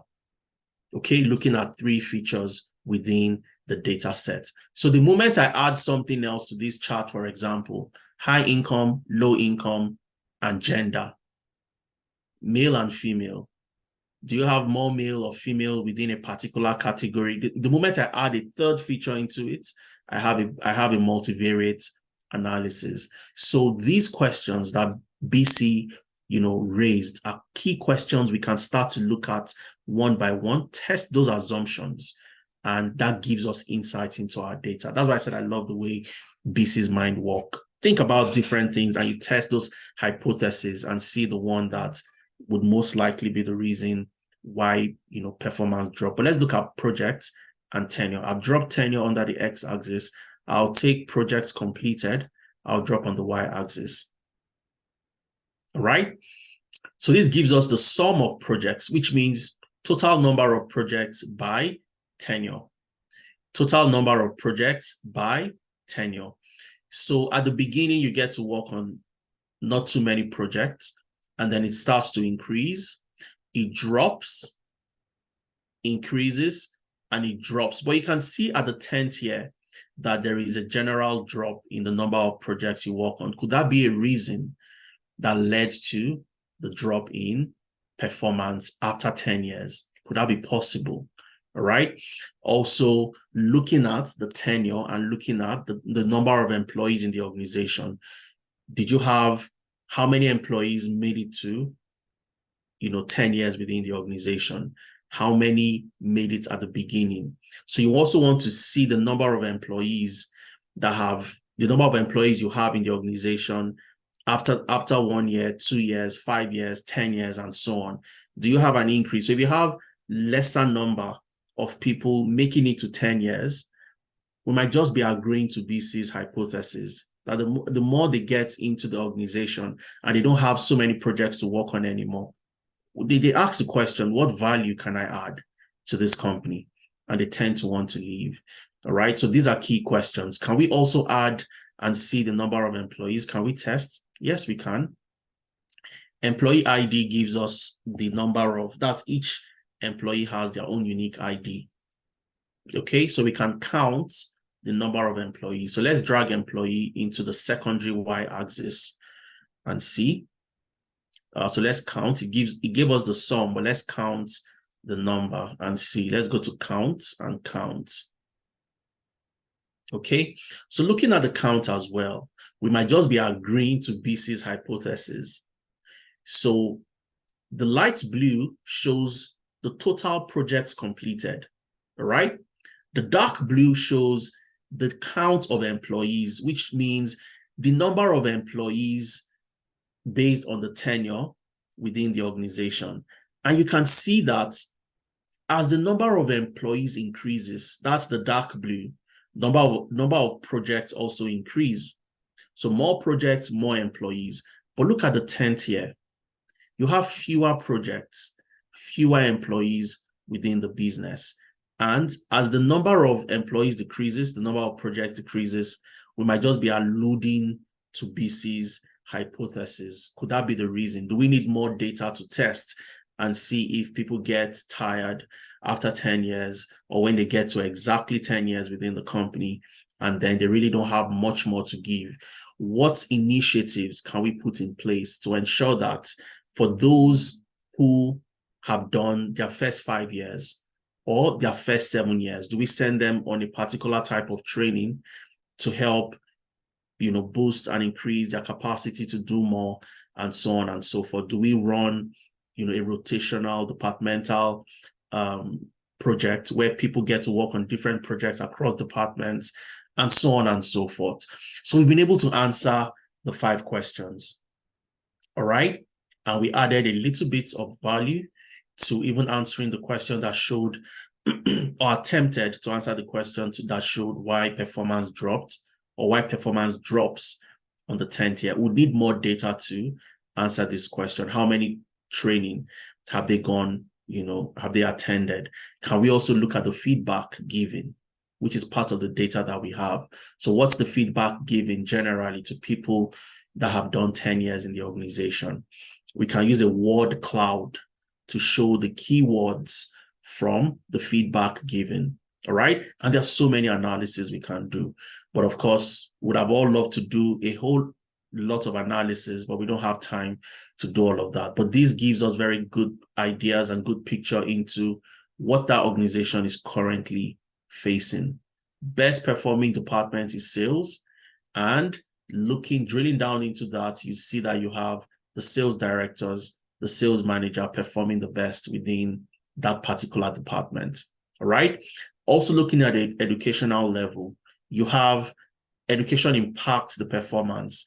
For the skilled employees, the highly skilled employees who work in the IT department, if you click on master's degree, for example, you'd see that they fall within HR, they fall within IT, sales, and these are the highly skilled departments. If you click on bachelor's, you'd see that they fall within sales and IT as well, and HR, marketing. So you have these categories of employees performing very well. But why do you have the semi-skilled employees who are the janitors working in operations, facilities management? Why are they not performing well? So these are questions you'd want to ask. And if you drill down to high school, okay, you see that the high school has the administrative assistants, the customer support, the maintenance technician, the janitors, and those are the categories of employees you have, and they are the ones not performing well in the company. You also have 2 distinct categories of employees, the high income and the low income. The low income employees seem not to be influenced by increase in salary. However, that's not the case with the high income earners. The more they earn, the higher their performance. Okay, so this is something you also want to put strategies around your remuneration strategy and packages within the company. And of course, project-based organization, the higher the number of projects, the higher the performance tends to increase as well. And looking at the tenure, they get to a particular point where they don't perform as well anymore, which is 10 years. How do we address this? Okay, the total number of employees we have staying up until 10 years also dropped. Number of projects also dropped. So what's the problem? Are we not getting enough projects? Are we having employees leave before 10 years? What else can we implement to keep people and retain our employees? What retention strategies can we put in place to retain employees after 10 years? So these are key insights we can get from the data that we have. And that's the role of the HR analyst. You are somebody who takes data that looks like this, very confusing, unassuming, you don't know what to do, and you convert that data set to look like this. You create insights, and you can share those insights. You can answer questions to help the company take decisions. All right. So what I'm going to do within the next 30 minutes is just to run through the slides, show you what you need to learn as a HR analyst to come up with analysis and insights. And if you see what we've done today, we didn't write a single calculation deliberately. I deliberately decided that we're not going to write any calculations. And this goes to answer the question around, oh, how good in mathematics do I have to be to work with data? And I tell you that Power BI will do all the mathematics you need to do. You need to average, you need to sum, you need to find the mean, the median, the standard deviation, whatever the case might be. All you need to know how to do as a professional is know how to tell Power BI to do that thing for you. I equate it to a pilot and a plane. The pilot has no idea how the plane was designed and built, but the pilot can fly the plane. The pilot knows the different buttons to move up, click, move the gear, do this thing after 10 minutes, and the plane starts to fly. And that's the HR analyst using different analytic tools. You don't know how those tools were built, but you know how to use the tools to get the results that you need. So you need to perform a particular operation. What do I need to click on? What do I need to select? And so on and so forth. So a HR analyst is that professional that takes HR-related data from the company, analyze the data, gets insights, and provides recommendations to help improve the HR strategies within that company. So that's a fantastic career path. But how do you then become a HR analyst? What are the skills you need to learn? Because one of the things I've seen with so many people is they learn a whole lot of things that are not relevant to their transitioning journey. So first of all, you need to learn problem solving. That's absolutely important. Okay, because you need to know how to ask the right type of questions. You need to know how to come up with the different assumptions and hypotheses so that you start to drill down into the questions and answering key problems within that company. Just like BC said. So if you are somebody who wants to do the analysis, you'd want to sit down with different stakeholders and ask questions around what do you think would be the problem? Okay, how do you ask the right type of questions before you start your analysis? How do you define the problem statement? How do you break the problems into different parts, smaller parts, solving those smaller problems, and eventually solving the bigger problem at the end of the day? So if you have a problem, let's say it's this long, you break that long problem into 10 parts. Each part now becomes very small. You solve part 1, part 2, part 3, part 4, and by the time you solve the entire 10 small parts, you'd have solved the full problem. Okay, so how do you break that down? Using techniques like the McKinsey-Mason model and so on and so forth. Okay, once you've learned problem solving, which anybody can learn, critical thinking, problem solving, asking the right type of questions is a learnable skill. Nobody has that at birth. You're not giving birth to with problem solving skills. You learn problem solving skills and then you move on to Excel. You need to know how to use Excel. You need to know how to use Power BI. to analyze data. What we've done is just, I would say, a fraction of a fraction of a fraction of what you can do with Power BI. Power BI is a powerful, fantastic tool. All right. So you learn how to use Power BI to analyze, extract insight from data, do so many fantastic stuff to help your organization take critical decisions based on the recommendations you have given. Because you're not going to be giving them recommendations just based on your experience and based on what you think, but you have tested those things and you have seen. I'm not telling you that I feel or I think that our janitors are the least performing in the company, but I've done my analysis and I've seen it and I'm showing it to you that the high school category of employees are not doing very well. And because you have the janitors also falls within the category of employees not doing well within the company. We also have two classes of salaries within the company. What I've seen over the years in my experience is when you make these presentations, even the owner of the company always would seem so surprised. Are you serious? Is this what is going on? So everybody gets things done operationally, everybody's working, but you really can't see what the big picture is because you can't drill down into the data. And we make so many assumptions as human beings. And that's where you come in as a HR professional. Oh, let's increase salary because we think that would improve performance. But why are we not having good performance? What's the reason? What's the data saying? For this category of employees, they don't need to increase salaries. The low-income earners, they're not so particular about salary increase. We can increase to an extent, but we need to look at other perquisites that would get them excited to even perform a lot better.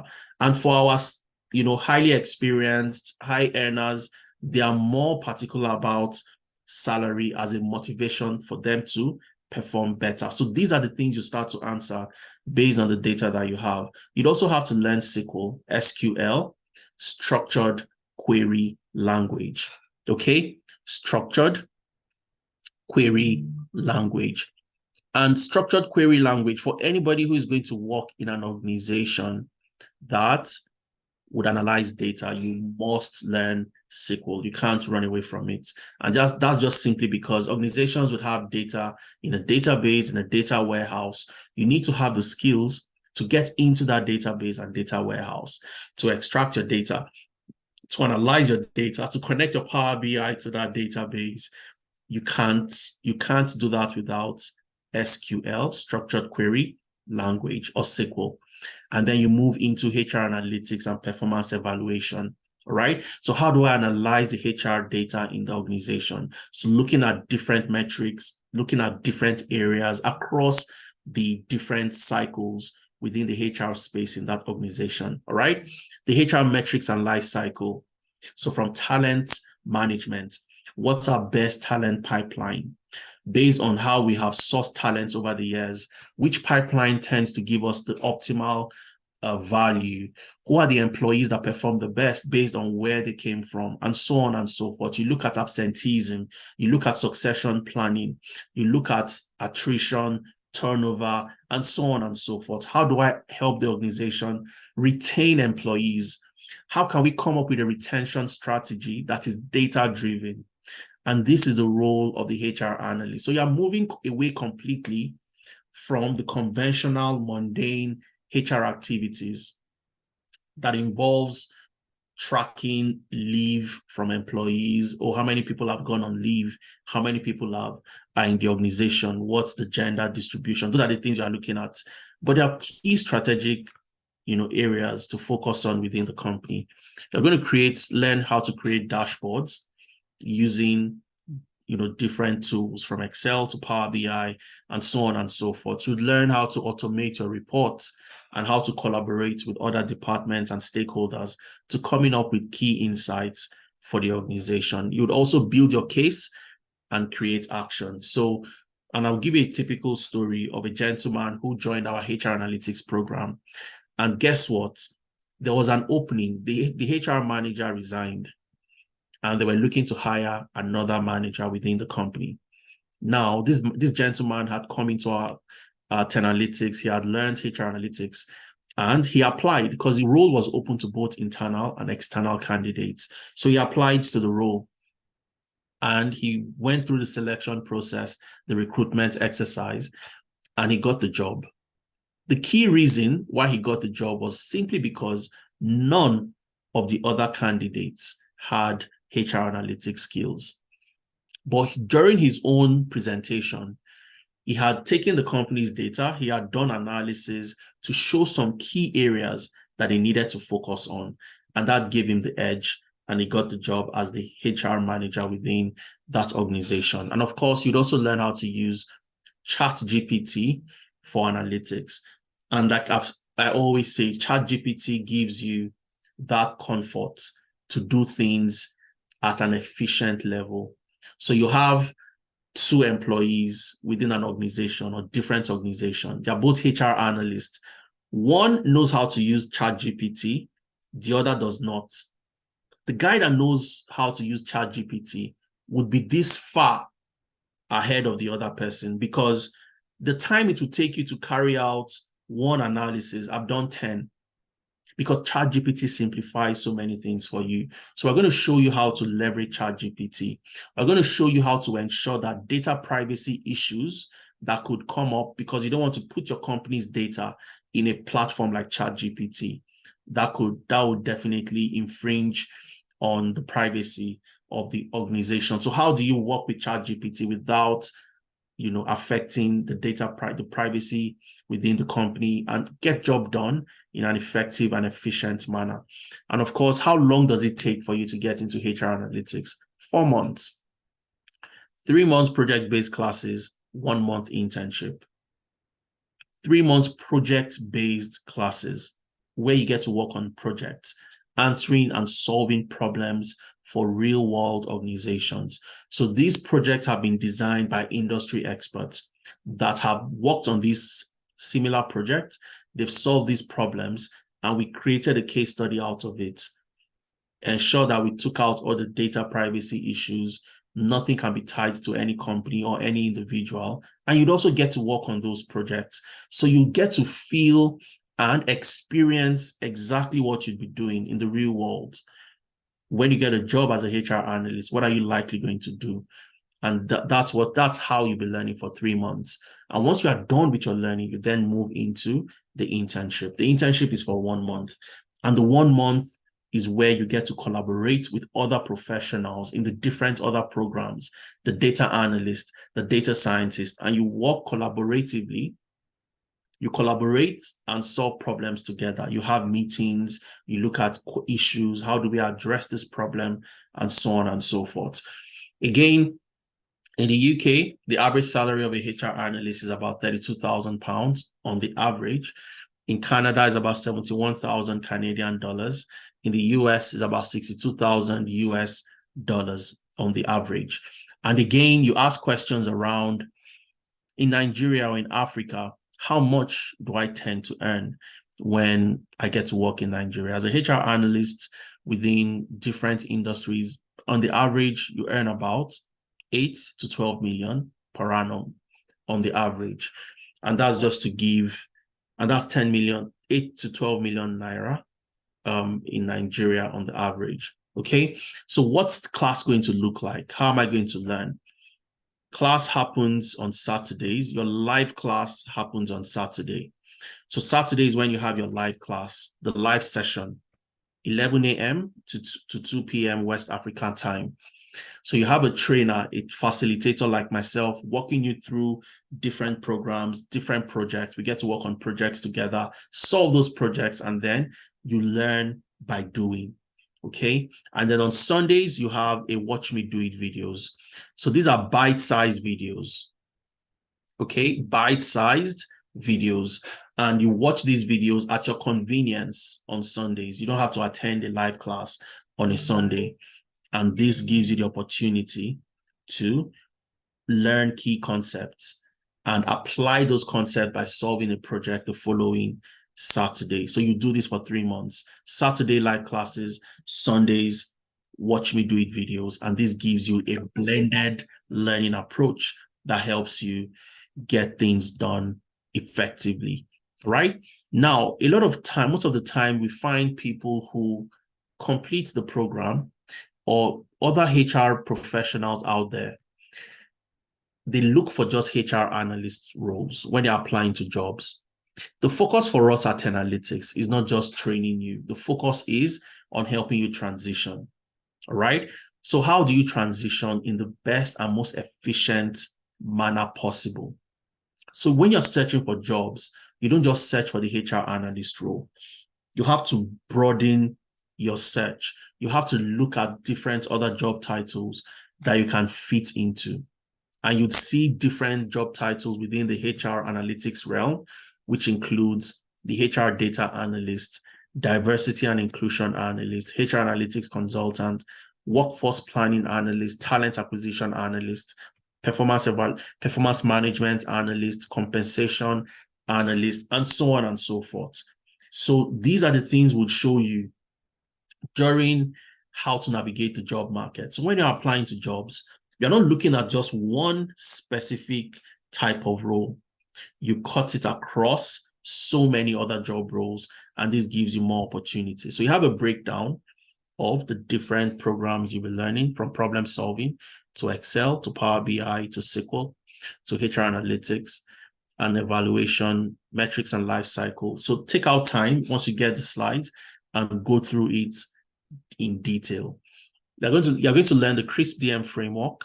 You learn the 5 whys to identifying root causes, the McKinsey-Mason model, the prioritization matrix, choosing the right data analytics approach to solving a problem, and so on and so forth. You'd learn a whole lot of skills that will put you and set you apart from the competition out there. And you'd also learn how to leverage ChatGPT as a HR analyst.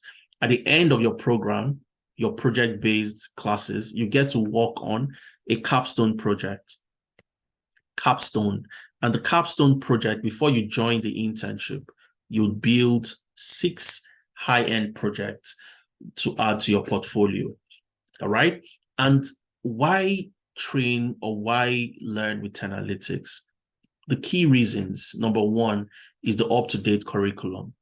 So you don't find curriculum out there that will give you the expertise or give you the knowledge in ChatGPT, for example. So you learn how to use tools like ChatGPT and other emerging technologies to help you get work done faster, more efficient, and so on and so forth. You work with industry experts, not only gaining hands-on experience, because you are working with professionals currently in the space, you'd also learn from their wealth of experience as well. You have a blended learning approach where you don't attend classes every day. You don't have to be a fast learner to be in the class. You don't have to have experience to be a part of the program. You have a blended learning approach where on Sundays, you have a more relaxed way of learning, self-paced. You can watch in the morning, watch in the evening, depending on your own convenience. And on Saturdays, you have a live class, right? And you also have the opportunity to also request for drop-in sessions. And the drop-in sessions are designed to help you ensure that you have a problem, that problem gets fixed before the next class. So one of the typical reasons people struggle to transition is because you learn on YouTube. You try to transition into a new career path from YouTube. That's the worst place to start.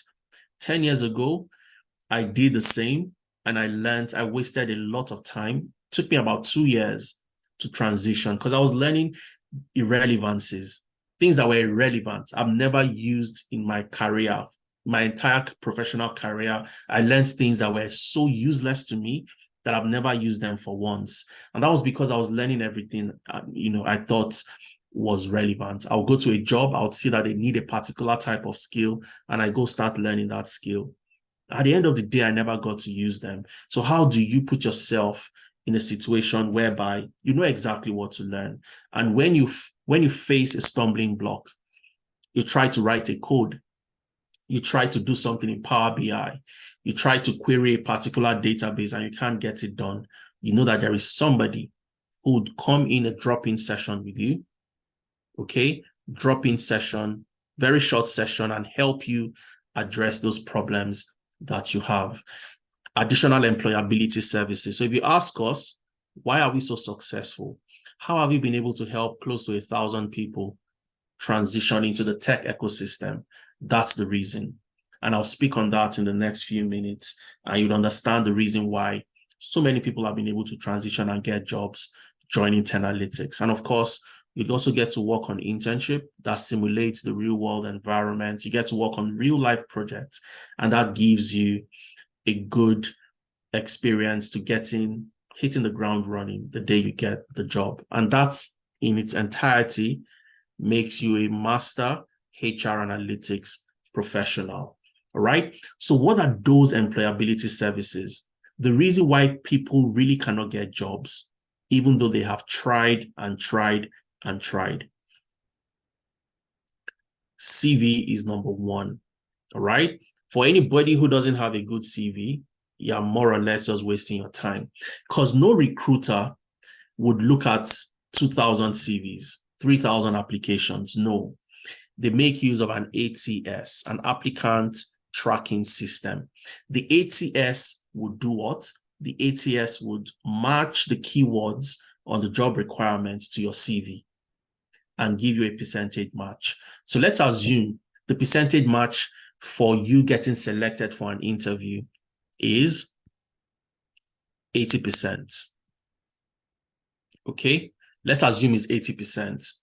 And you have not tailored your CV. You're one of those people that take one CV, apply to 100 jobs. So you did not do a job matching. You didn't tailor your CV to the job requirements, and you get 45%. Now tell me how you are ever going to get called for an interview. And this is the major challenge people face. You have one CV, you use that CV to apply to every job out there, okay?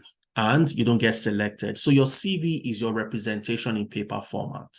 If you're applying to a job, the first thing is you have to tailor your CV to that job. So we show you how to do this using different tools, from Jobalytics to JobScan to ChatGPT, and so on and so forth. We'll show you how to do a job matching, how to match your CV to a job requirement so that you get more success, you get called up for more interviews, and so on and so forth. And then your LinkedIn. LinkedIn is your social proof. This is where everybody would see you.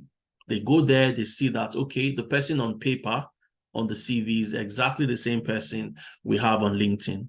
Okay, just like at the end of today's session, a lot of you would go to LinkedIn, look at my profile, look at Femena's profile, the co-founder. Who is Tenalytics? Look at Tenalytics profile. What have they done? Do we have people on LinkedIn that have built stuff? Did they tag us? And so on and so forth. So you can't be a professional who wants to transition without an optimized LinkedIn profile. That's your social proof. That's where people get to see who you are. You need to post your dashboard. You need to post your portfolio. What have you done? Do you speak about different things using Power BI to analyze people-related data? Do you speak about HR analytics? Have you written one or two things? And so on and so forth. All right? Upwork optimization. You want to get remote jobs, work out of Nigeria, work out of Ghana, work out of South Africa, work out of different locations without having to travel. You have to create an Upwork profile because this gives you the opportunity to work as a freelancer. Okay, so it's something we're going to build for you. If you don't have an Upwork profile, you build one. If you have one, we help you optimize and then navigating the job market. All right, and this is where a lot of people don't know what to do. Okay, I'm in the UK, how do I get a job? I'm in the US, how do I get a job? Where do I apply to jobs? What are the things I need to take note of? What are the different career paths, different opportunities available based on my location? And of course, reference and recommendations. Organizations would want to see that you've associated yourself with a reputable organization. There's somebody who can vouch for you that they've worked with you before, they know that you're of good character, and so on and so forth. And when you eventually have an interview, how do you prepare for that interview? And that's where we also come in.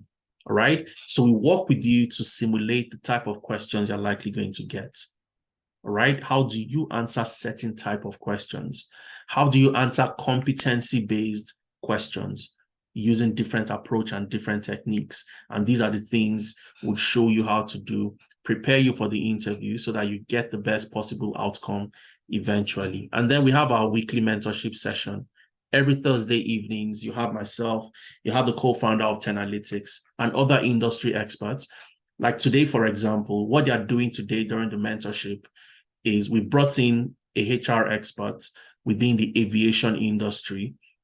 He used to work as a tech professional within with a company in the US. He worked out of Nigeria, Lagos State, Nigeria, as a people operations analyst working for a company in the US.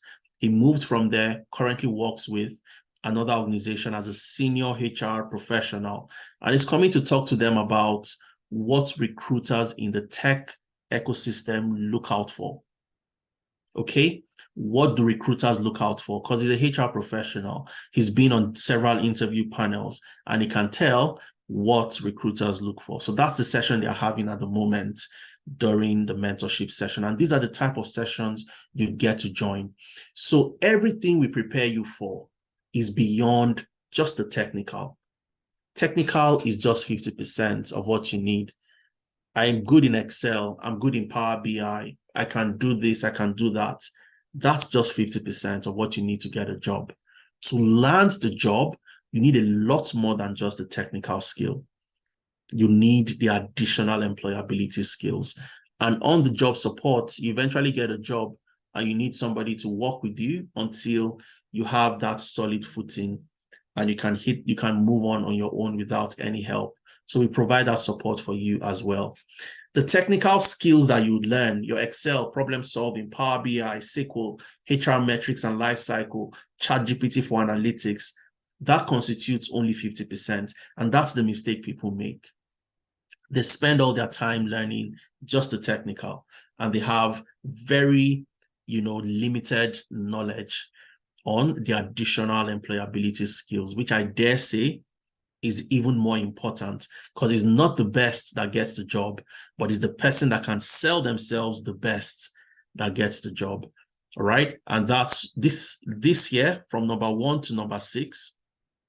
Okay. And everything you see here, this is what has made Tenalytics very successful, because we've been able to devise a strategy that works and prepares you not just for the technical bit, but for you to present and sell yourself the best when you get into an interview. You get to work on so many projects. This is Deborah, who worked on this fantastic project on LinkedIn. You have the link to the post. You can interact with the post and see what Deborah has built over time. You have Kauthar, who also built this fantastic dashboard.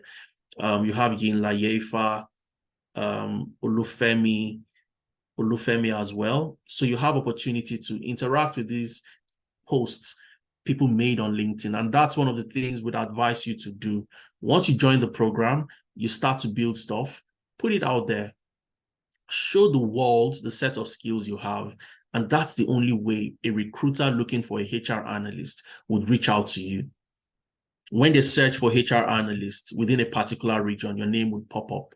Okay, so just to reiterate, this is your learning roadmap: 4 months learning journey, 3 months live classes, project-based. You complete that, do your capstone project, and then you have your 1 month internship. Saturdays, 11 a.m. to 2 p.m. Sundays is self-paced. You get to watch me do it. So you work on fantastic projects like the employee management, where you help them analyze their HR data, understand how best to retain employees. You work for IBM on an attrition case study, helping them understand the attrition in the organization and how they can stop, and the factors leading to attrition and how they can stop attrition within the company. Once you can identify people that are likely going to leave, you can have something called stay interviews instead of exit interviews. So what most HR do today is exit interviews. You dropped your resignation, they have an exit interview, and, oh, why are you leaving us? All right. So all that data you are collecting, why are you leaving us? People tell you why they're leaving, which they might tell you the truth or not. But you also have data within the company. how many years somebody has stayed with a manager, how many training, what was the last performance, how many projects, what was the performance rating. You have so many things. Can you identify the key factors that leads to employee leaving? If you can identify those key factors, you can then predict the employees that are likely going to leave, because you've seen the employees that have left, they have this certain set of characteristics in terms of their performance, in terms of their department, in terms of the manager they've worked with, and so on and so forth. So can you identify employees that are likely going to leave and have stay interviews with them to keep them from leaving, thereby increasing and improving the employee retention rates? You work on projects like that. You'd work on absenteeism patterns, where you get your data from an attendance management system. Okay, you extract your data, get to work to see the absenteeism levels in the organization, talent sourcing analysis, and so many other projects, okay, on SQL, Power BI, Excel, and you get to work with professionals like Emmanuel. Emmanuel is the head of HR at Pedable, one of the boutique consulting firms in Nigeria. Absolute professional, a member of the World Innovation Summit for Education in Doha, Qatar. You'd work with Joseph. Joseph is a HR business partner with IBM. You get to work with Joseph. You get to work with myself. You'd see me every week during your mentorship sessions. You'd work with Mohammed. Mohammed has worked with organizations. He's worked with Alfa Romeo in the US. He's helped over 2,000 people transition in data analytics. You'd work with Oladapo as well. Oladapo is a senior consultant with Deloitte in Bermuda.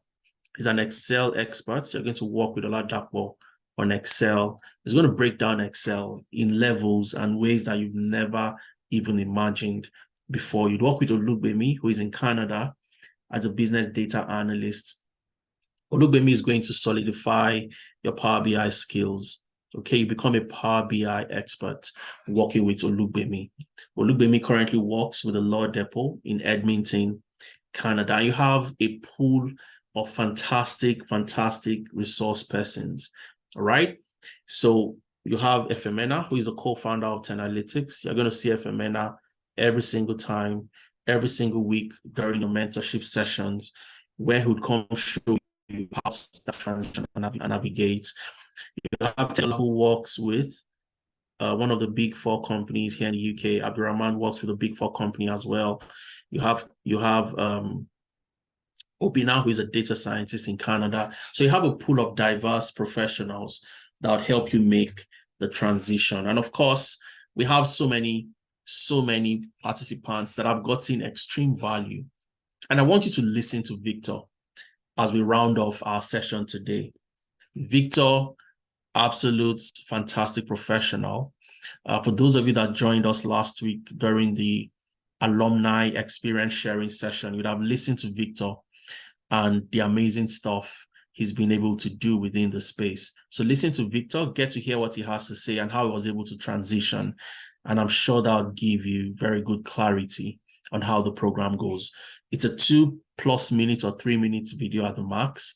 So let's listen to Victor, and then I'll come back to wrap up the session in the next 10 minutes. I would love you to let me know if the audio is clear enough while I'm playing the video and you listen to Victor. Okay. So I'll play and pause, and then you let me know if you can hear Victor clearly. Hello, everyone. My name is Victor. I'm an HR. Just type in a yes if you can hear Victor. Just type in a yes in the chat if you can hear Victor. Okay, Yes, fantastic. but the volume is a bit low. Yeah, you might need to increase. I think it's on the highest volume. Okay, so if you have your earphones, maybe this is time to connect it, or just increase the volume on your system, on your device. All right, but I'm sure you'd be able to hear what Victor has to say. So I'll just play it for 3 minutes, 41 seconds, and then we'll come back to wrap up our session. Hello, everyone. My name is Victor. I'm an HR professional with about 3 years of experience that cut across the media, consulting, and aviation industry. and I'm here to share about my story with Analytics. So sometimes in 2020, just before COVID started, I began to nurse the desire to upskill and upscale my career, and then it felt like data analytics was something I could do. So I went for an event somewhere in Lagos, Nigeria, and at that event I met Adeza Suleiman. He just took us on practical Excel. To be very honest, it was one of the best Excel classes I've had because it was very easy to understand and it was relatable. So what happened was that after the event, I met with Adeza and I got his contact, and then we kept in touch. Fast forward to 2022, I was now at a point where I really felt I needed to take a step beyond the desire of wanting to upskill and upscale, and then I reached out to 10Analytics to take the master in HR analytics course. So we started a course in October, and it was very fascinating. I like the fact that the course is systematic in nature. We moved from problem solving to Excel, and then to Power BI, to dashboarding and all of that. But the icing on the cake is that I've always wanted to transition into the technology industry. I believe that tech is an enabler. I believe that tech is the future. And I also know that for someone like me who does not have a tech background, it was important to leverage a tech skill that would allow me to practice in my domain knowledge. Perfect, which is why I went for the Masters in HR Analytics course. So we started a course in October, and then sometimes in November, I started to apply for jobs and to see how I could position myself for a new opportunity. And guess what happened? One of the roles I applied for, I had to work on case studies, I had to do some things and all that. And you would believe me that all that I was taught in class, even as a beginner at that time, was sufficient for me to land that job. You don't know how happy I was to think that. I was just thinking of transitioning into tech, didn't know how to go about it, started classes in a few weeks, and of course, I was able to land a job in that little time. And I've been able to transition my career. So far, even the experience of the class was amazing. The facilitators are very simple. They are tender-hearted. They know how to explain. They are very patient. I like the fact there's also a live class, which means that I can participate and then go back to the recordings after the sessions. I'm eventually glad that if I look at myself between October and now, I've definitely grown in my analytics skills, creating my dashboard. Of course, I'm still a learner, but I'm growing. Here's my point, and I'm trying to encourage everyone out there. If you're an HR professional, if you're a finance professional, if you're a supply chain professional, or even if you're an African youth who's looking to upskill, to transition into data analytics or into tech generally, 10Analytics is your sure plug. They have amazing facilitators who have a track record of delivering results. The results among students also speak for themselves, which means that you are signed up to a platform that will not just teach you, but help you to grow. They also have LinkedIn optimization sessions, CV writing sessions, and the icing on the part is the growth internship. You know what? It's one thing to learn, and then another thing to have a platform where you can be able to practice these things. So here am I putting out the word. If you want to move into data, if you want to move into tech space, 10Analytics is your short plug. I believe they still have some promo going on right now. Go to their website, reach out, sign up, get your journey in tech started. Thank you very much. All right, so that's Victor. Okay. Something interesting about Victor, he joined the program in October 2022, and he got it by December. He had gotten his job. And when we had a clarity session last week or this week on Tuesday, somebody asked me that, how is it that people are getting jobs just a few months into the training, 1 month into the training, 2 months into the training? How are they getting jobs? And the answer is very simple. So what we do, the focus for us is the moment you are done with Excel, because guess what? You have to do problem solving, Excel, Power BI, SQL, and all of those different training. The moment you are done with Excel, you start to apply to jobs. And by the first 3 weeks, you're done with Excel. So you start to apply to jobs. We push you to apply to jobs. We provide you you look at your CV, would have looked at your CV by then, your LinkedIn optimization, and then you would have completed Excel. So the next thing is to start to apply to jobs. Okay. And that's why a lot of people feel or think that I need to be the smartest person to get a job, or I need to have the most complex set of skills. Victor's interview, his recruitment process for the company in the US So he got a job with Hugo in Chicago, Illinois. He was working out of Lagos, working for the company in the US. All his assessment was 100% Excel. And that's why you'd hear him say everything that was done in class, even within that short while, was enough for him to ace the interview. Because they said, okay, let's see a report you built using Excel. Can you tell us how come do some presentations? And if you go to Victor's LinkedIn profile, you'd see those sets of reports. Maybe I'll show you before we wrap up today. Those sets of reports that he presented that got him the job, they're still on his LinkedIn profile. So again, that's what gives you the possibility of getting jobs even before you are done with the program. And of course, you'd also love to listen to the fantastic professionals here, but I'm not going to bore you with that. But I want you to listen when you get the slides. Click on the slide, listen to Adebola. Adebola also joined the program. Listen to Kone, Sheila. Sheila joined us from Ghana, and she joined the HR Analytics program as well. Listen to this fantastic lady who is in the UK, who joined the HR program.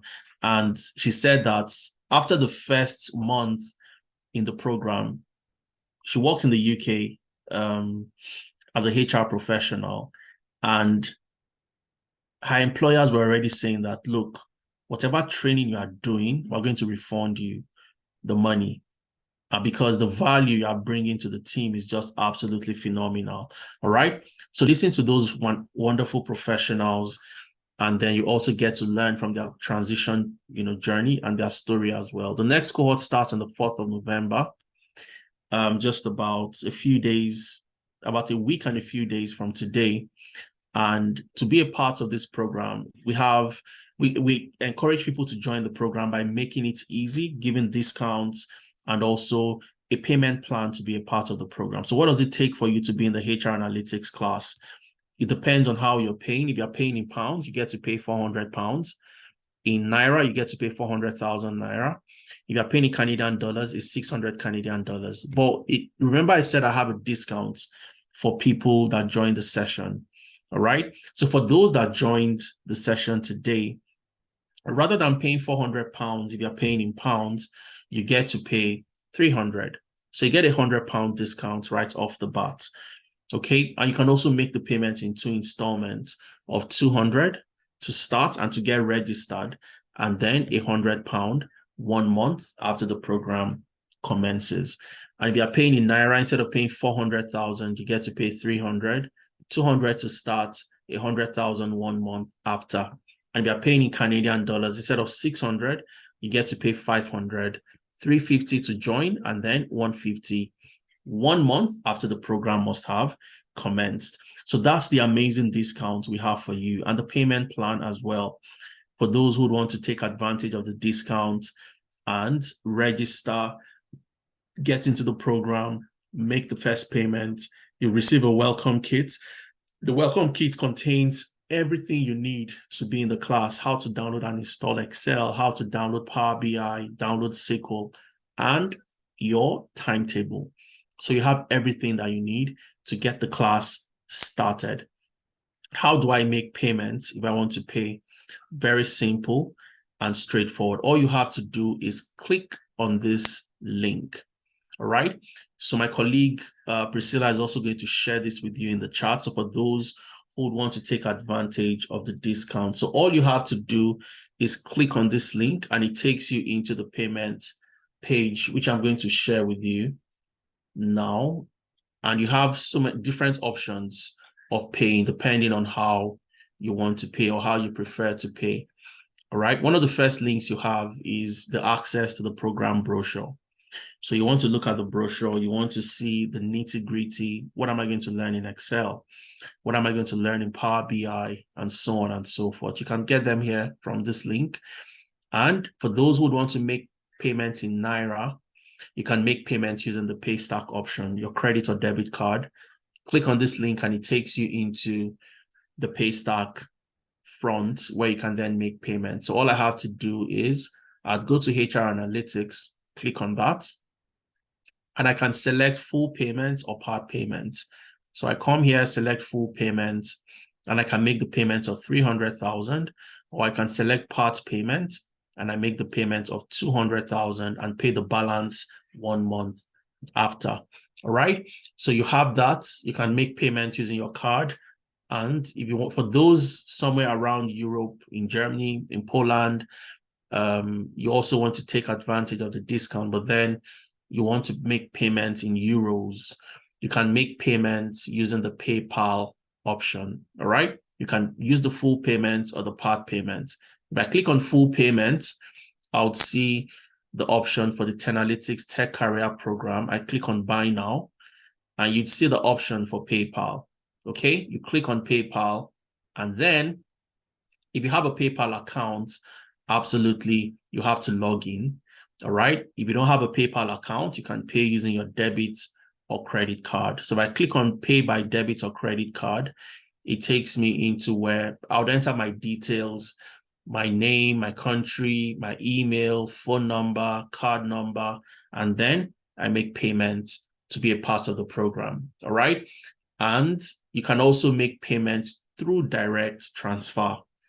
You can pay into our UK bank account details, or you can make payments into our Naira account details, which is a Fidelity Bank account. So all you have to do, once you've made payments, take a screenshot, proof of payment, and then you upload your proof of payment. All right, you'd see that here, upload your proof of payment. And once I click on this, it takes me into a form and I enter my details. All right, I enter my email, I enter my name, my last name. You'd see where to upload your proof of payment. All right, and once you've done that and you upload your proof of payment, you'd receive an email welcoming you into the program as soon as we confirm your payment, and then you receive a welcome kit as well. Okay, so that's how to make payments depending on, for those in Ghana, because those in Ghana would say, oh, how do I pay? You can make payments using Paystack. All right, so Paystack would do the automatic conversion for you, the Naira into CDs. If you are in the US, you want to be a part of the program as well, you can make payments using the pound option, paying using PayPal, or if you can pay in Naira as well, you can also pay using the Paystack option. Or if you have the opportunity to do a direct transfer, if that's possible, you can also do a direct transfer into any of our account details, the UK bank account or the Naira accounts. I'm going to take questions before we wrap up within the next 8 minutes so we can wrap up at 10:30. All right. Registration ends on Wednesday, the 1st of November. The class starts on the 4th of November. All right. And by Wednesday, the 1st of November, registration ends. And this is the last cohort for the year 2023. And just like we've had so many sessions in the month of October, it's been a fantastic ride for us. And for those who have registered already, a lot of people have registered to be a part of the program starting on the 4th of November. We're going to keep the discounts. We're going to keep registrations open until the 1st of November, when the discount is off the table and the registration would also close. So this is the best time to take advantage of being in the class. People have asked the question around, oh, I'm going to be busy in November, so I'm not sure I can join. But the best bet for you is take advantage, join, secure the discount and secure your slots.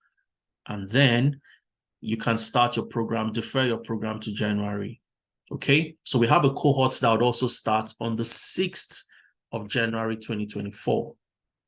All right, 6th of January 2024. But the discount would not be available, number one. Secondly, the fees will be totally different as well. All right, so what we've done for the year 2023 is to keep our fees reasonably stable to an affordable extent, because if we look at the exchange rates, especially with the Naira conversion, we have a very subsidized rate for those of you in Nigeria. All right, the pounds today is over 1,600 to £1, but we are still using 1,000 Naira to £1, which is reasonably subsidized. But that's going to change in January. So to take advantage, secure the discount, and also secure the current fee which favors everybody, especially for those in Nigeria with the exorbitant, crazy rates. You have the opportunity to lock in the fee at that point, defer your program to January, and you have no issues. All right. So I'm going to stop. I'm going to take a pause at this point. And of course, please ensure you go through the testimonial. This is Victor, the gentleman you listened to. He worked with Hugo. He got a job with in Chicago, Illinois as a people operations analyst. You have Maureen, who works with TELUS in Canada after joining the program. You have Thelma, who works as a HR analyst in Birmingham in the UK, and so many professionals. Okay, I'm not going to bore you with all the views and testimonials, but take out time and read their stories when you see the slide at the end of today's session. So I'm going to take questions before we call it a day today. All right, so let's take questions. I think I saw a couple. Are we getting certificates? Absolutely. Bremer, you're going to receive a certificate before you join the internship. All right, once you complete the program, complete your capstone project, you receive a certificate. Wooms sent me a direct message saying, sorry, I missed the details of the 4 months class commencing. So what details exactly did you miss, Wooms? So we can provide you the exact answer to that. So let me take a couple of hands that are raised and then we'll wrap up. Tony, go ahead and unmute yourself and ask your question. Hi, good evening.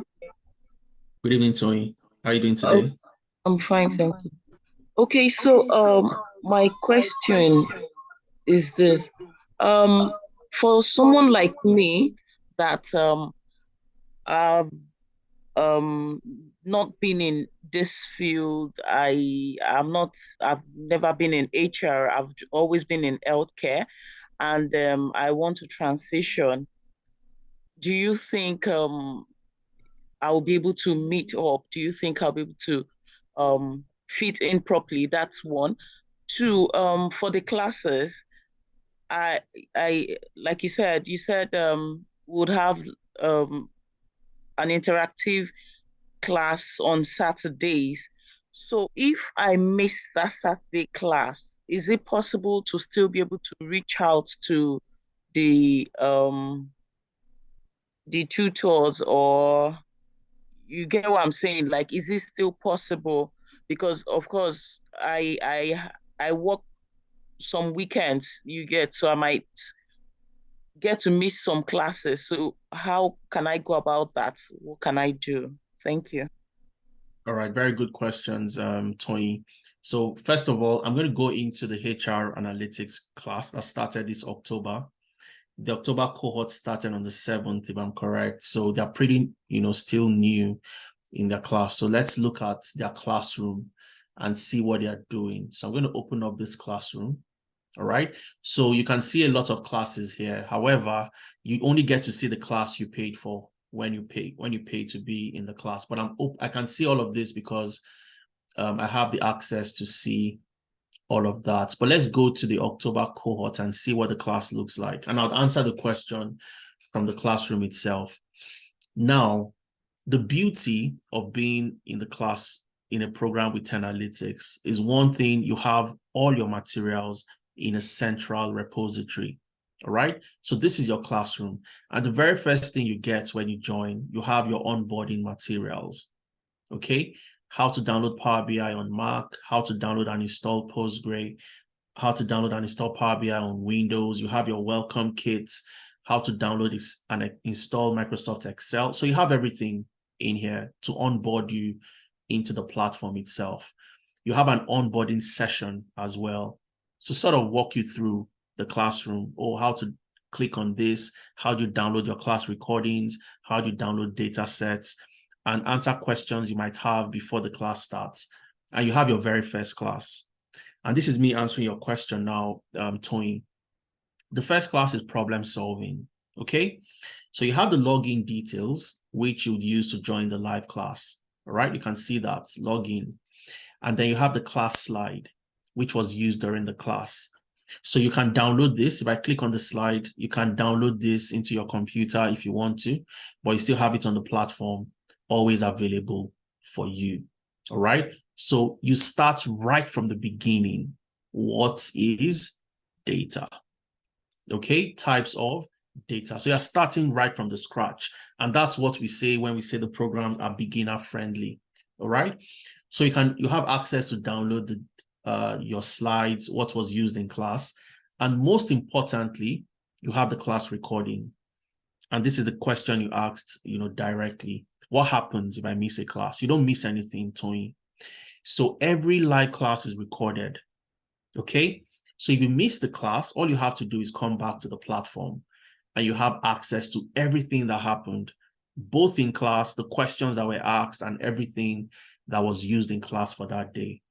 Now you have a question that I've watched the class recording, but I really couldn't complete everything, they solved in class. It was confusing because I don't have the opportunity to ask my own live question. So what happens? Am I left to figure things out myself? No. You have a drop-in session, and that was what I talked about initially. What's the drop-in session all about? This is where somebody like Tony missed a class on Saturday, and Tony needs somebody to put her through something that she has watched in the recording, but she tried it and could not get it. So you'd have a data coach, an individual would join a call with you during the week, usually in the evenings, at your own convenience. You would agree on a time, and you'd have the drop-in session where they would walk you through that challenge you have, get it sorted out before the next class, so you don't have issues piled up into subsequent classes. And every drop-in session is recorded so that anybody else that has that similar problem can just go watch the drop-in and then they get that resolved. All right. So you can see from problem solving, you move to the Excel class, the Watch Me Do It videos on Sunday. You watch the videos and then you have a drop-in session the following week immediately. So for those that have issues watching the recording, oh, I have a problem. I've not been able to install Excel. I couldn't do this. Somebody jumps on a call with you to address it. Mentorship session, we had a mini interview simulation. What was it all about? Let me see if I can play this for you. It's also recorded. So all the live sessions are recorded. So this mentorship session, let me tell you what it was all about, okay? What we did was we simulated a real interview exercise where we had created fictitious jobs. We told people to apply to those jobs. And then myself, Efemena, the co-founder, we went ahead to ask questions based on the jobs they have applied to and their CVs. Over 300 people on the call looking and listening to what was happening, okay? And we were asking questions. So I'm just going to play it and see if there are interesting aspects that we can look at together. Okay, so let me just see. So that's me. Okay, let me enable the audio and okay, so if you can look at the gentleman, this is the guy answering the questions. All right, so myself, Efemena, we were asking him questions. He was answering the questions. And at the end of the day, we give feedback on a live call, on a live session, okay? And that's what the interview simulation was all about, okay? Let's see. So this is another lady who was answering questions based on, so let's listen in for one minute. So I'll put on the audio so you can hear what we're saying. Yes, Nafisat, I like your passion. I like you sound very exciting, but I also listened to you and you used a lot of we cleaned the data, we built the dashboard. So did you work in a team that actually cleaned this data and built the dashboard, or did Yes, actually, sorry, it was a group work. So I'm sorry I use we, but sorry. Okay, so that's Nafisat. And what this does for you is it builds your confidence, all right? It builds your confidence. So you have people who really can't speak in public. They can't answer questions on interviews. So you have this addressed during sessions like this. We ask you questions, you answer the questions, you have feedback on the go. Okay, so that's, part of what you'll be doing during the mentorship session itself. And that's what the classroom looks like essentially. Okay, so you have your first live Excel class, and every class you get to work on a case study. Okay, you get to work on a case study. Every single class you get to work on a case study. So they've completed their first Excel class. They have another interview simulation the following week. And we had it for a 3-week period. Every week we had people coming in to simulate interviews. We asked questions and we gave feedback. Second Excel class, you have drop-in sessions again. And today, what they are doing, like I told you, mentorship session today is all about what recruiters look out for. Let me just, you can't see the title clearly. So it's what recruiters look out for. Okay, so like I told you, what recruiters look out for when hiring. All right, I mentioned that earlier, that was the mentorship they're having today. So that's the mentorship for today's session. And you also have the link to book an interview. You have an interview coming up. All you have to do is come here, click on the link to select a date and time.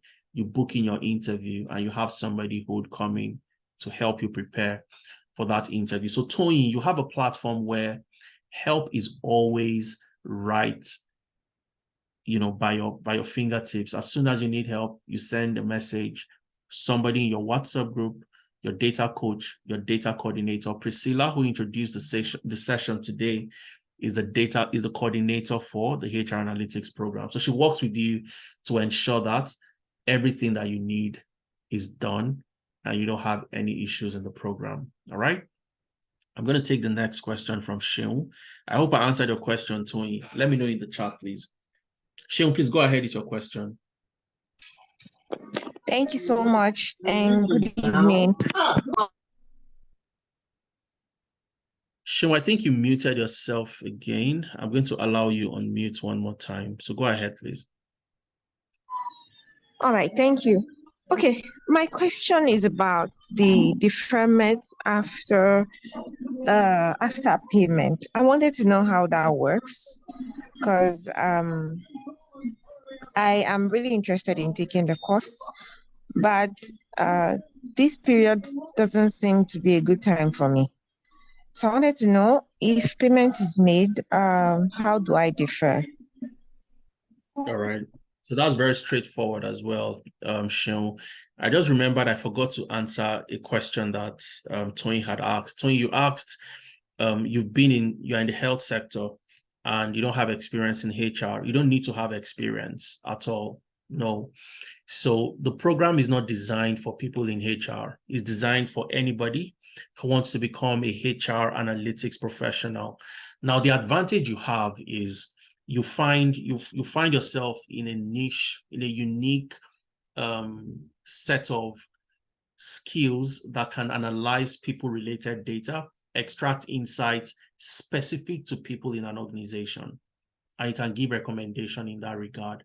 So everything you need to understand in terms of the metrics to look at, to measure, the KPIs to track, to ensure that the organization is performing and meeting its objectives based on the people they have in the company.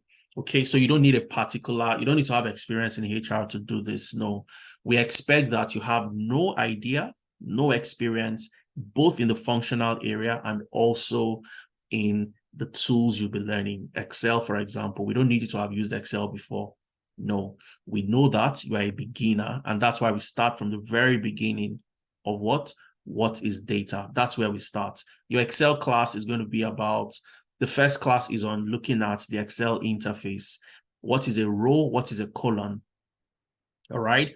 It's like you going into a building. You see the receptionist, you ask questions. Oh, where is the restroom? Oh, I'm going to meet with this person on this particular floor. How do I get there? That's your Excel class. What does this mean? What does this mean on the platform, and so on? And that's how your session starts. So yeah, we take you right from that beginner level and we build you into an intermediate expert level that can get things done right on your own. So you don't need experience. Okay. So Sheung, all you need to do when you register to join the program is, I'm just going to go back to that. I'm not sure I closed it. Did I close it? Okay, so I'm just going to click on the link one more time. All right, just give me 1 second. So all you have to do is once you feel, and I'm going to show you, all right? Once you've paid and you come to this link, upload your initial or full receipt, all right? You come here. I'm just going to wait for it to come up. I'm going to enter my details, okay? Adaiza at tenalytics.io. First name, Adaiza Suleiman.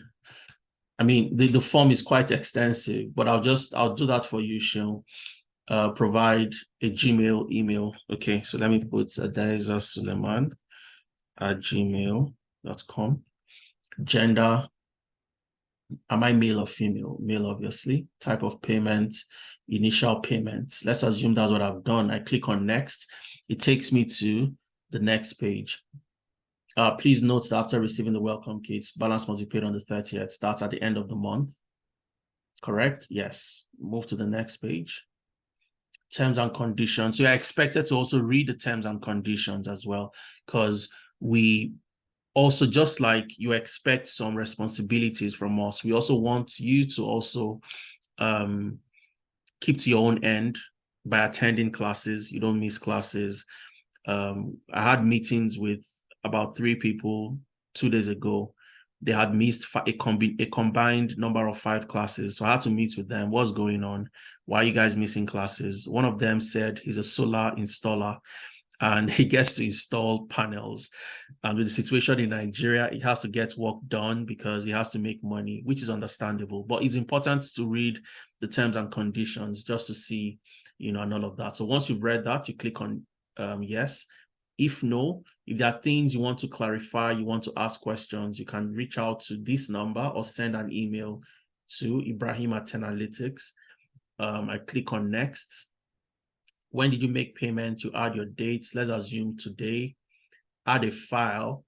All right. So I've taken a screenshot show at this time. So I come here and I'm just going to add a document here. Just let me see, add something from my downloads. Okay, so you upload your proof of payment. And once you've done that, your mode of payment, PayPal, transfer. Let's assume I made payment using the Paystack. I go to next. All right, what program did you register for? HR Analytics. Okay, when do you intend to start? All right, when do you intend to start? So can you see the show? I intend to start on the 4th of November, or I intend to start on the 6th of January. So you select it from here. Okay, now let's assume you want to start in February, because we usually give 1 month option of deferment. But let's assume it's February you want to start. You still select January, and then you can reach out to us, send us a message, and we'll organize that for you. You enter your phone number, enter your country of residence. How did you find out about us? I found out through NSS Bradford, Tenalytics, Instagram, and that's pretty much what you need. So from the form, you get to see how to select when you want to start, okay? I hope I answered that question. All right. Time is fast spent already. I don't know if I still have any other questions. One more question from Joel, and then we wrap up. Joel, I think your question will be the last for today. Go ahead, Joel. All right, thank you so much. My question would be, sorry, maybe I wouldn't have asked, but let me just ask because I didn't have answer yet to myself. I'm just hearing about this analytics today for the first time. So my question would be, you've answered partially part of the question that there will be certificates.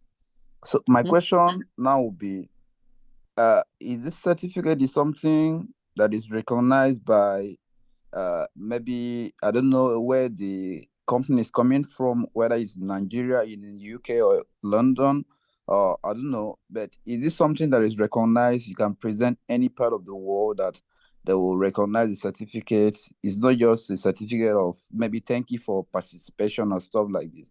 If it's something you can use and really get job with the certificate, apart from the knowledge that you earn at the end of the program. All right. So I wanted you to really see my face, Joel, as I'm responding to you. And this is one of the misconceptions that people have and the reason why they cannot get jobs. okay? Nobody would ask you for a certificate. No recruiter would say, oh, nobody has asked for a certificate, all right? Now, it's a feel good for us, especially from the part of the world that we are from, in Africa, in Nigeria, where we are very bent or hell-bent on having paper documents and certificates here and there. But that has no zero, and when I say zero, it has zero weight in you getting a job anywhere across the globe, especially in the major economies, in the UK, in the US, in Canada.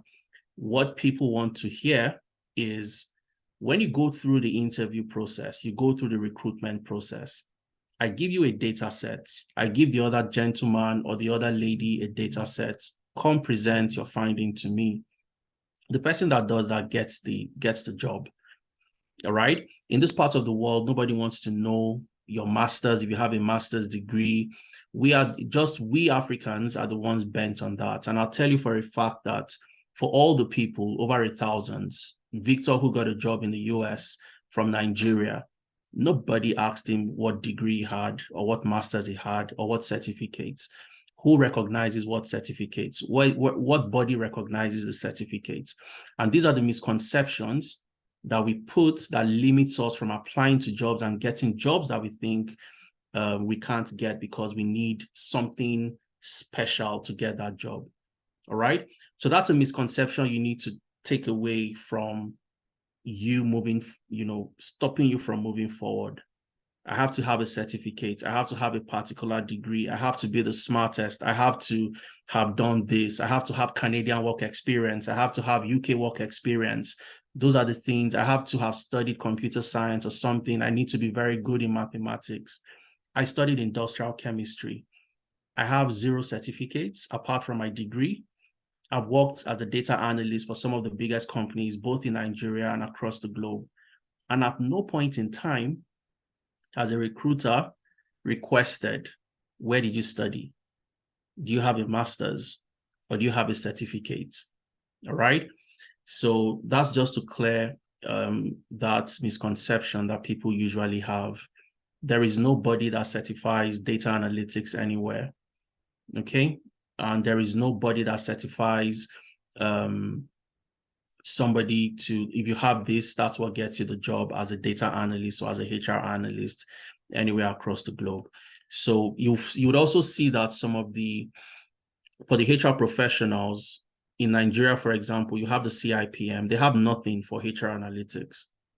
Okay, so you'd do the normal HR talent management and the conventional mundane HR functions, but nothing on HR analytics. And that's just because of capacity to actually teach and impact those key areas. All right. So nobody asks for certificates anywhere, Joel. Okay. All right, guys. So we've spent a whole lot of time today. What I'll advise you to do is, a lot of people who couldn't join the session today for one reason or the other, but they can also benefit from it. Share the message with them. Okay, and I'll give you a very quick story of somebody who got a job. He didn't join our masterclass, the free session. Let me quickly move to his profile very quickly so that you know how important it is. His name is Uthman. This gentleman you see on my screen, Uthman's elder brother joined our free masterclass, and he sent the recording to Uthman to watch, and also made payment for Uthman to join the program. Uthman joined the program fresh out of the university, no experience. Joel, no certification. He came to Tenalytics, learned the skill, joined the data analytics program. I personally worked with Uthman during his interview recruitment process. He had to work on a data set, presentations. We looked at it together. Today, Uthman works with the NHS. So that particular recruitment process was for a business intelligence officer role. All right. Today, Uthman works with the NHS in the UK as a business intelligence officer. His brother sent him the details. All right. And that's how you can also help somebody. So your colleague that you think can benefit, your brother, your sister, your cousin, your family members, anybody you think can benefit from this, share the message with them. When you receive the recording, you receive the slides and all the other materials. Okay. If you ever have questions, you want to reach out to us, you want to speak with me, you want to have a one-on-one session, a clarity session, or there's some things I'm not very clear about. Can you talk to me a little bit more about the certification issues and things like this? Just send us a message to any of these numbers. All right? Send us a message to any of these numbers, because I'm always very happy to help you guys understand. It's a lot easier to get into this different career path compared to what people assume is the case. And because others give excuses for their inefficiencies. Oh, I didn't get the job because I don't have a certification. Oh, I didn't get the job because I'm dark-skinned. Oh, I didn't get the job because I don't have Canadian work experience. But other people are getting jobs every single day who looks like you. They don't have experience. They are new into the country. So how are they doing it? So rather than make excuses, the question is, how can I get it done? All right. And those are the things we at Tenalytics would ensure that we bring right to your doorstep every single time we have our free masterclasses. We know that not everybody would join, at least not today. But the day you decide to transition into tech, you know that Tenalytics is the way to go and the place you need to come to. Follow us across all our social media platforms, from Instagram to Twitter to Facebook to LinkedIn. See the amazing things people are doing across the space. And you also get to follow the different updates we have and the different sessions we have upcoming as well. All right. Thank you very much, guys, for spending your Thursday evening with me today, and have a wonderful weekend ahead of you. Cheers, everybody. And thanks for joining.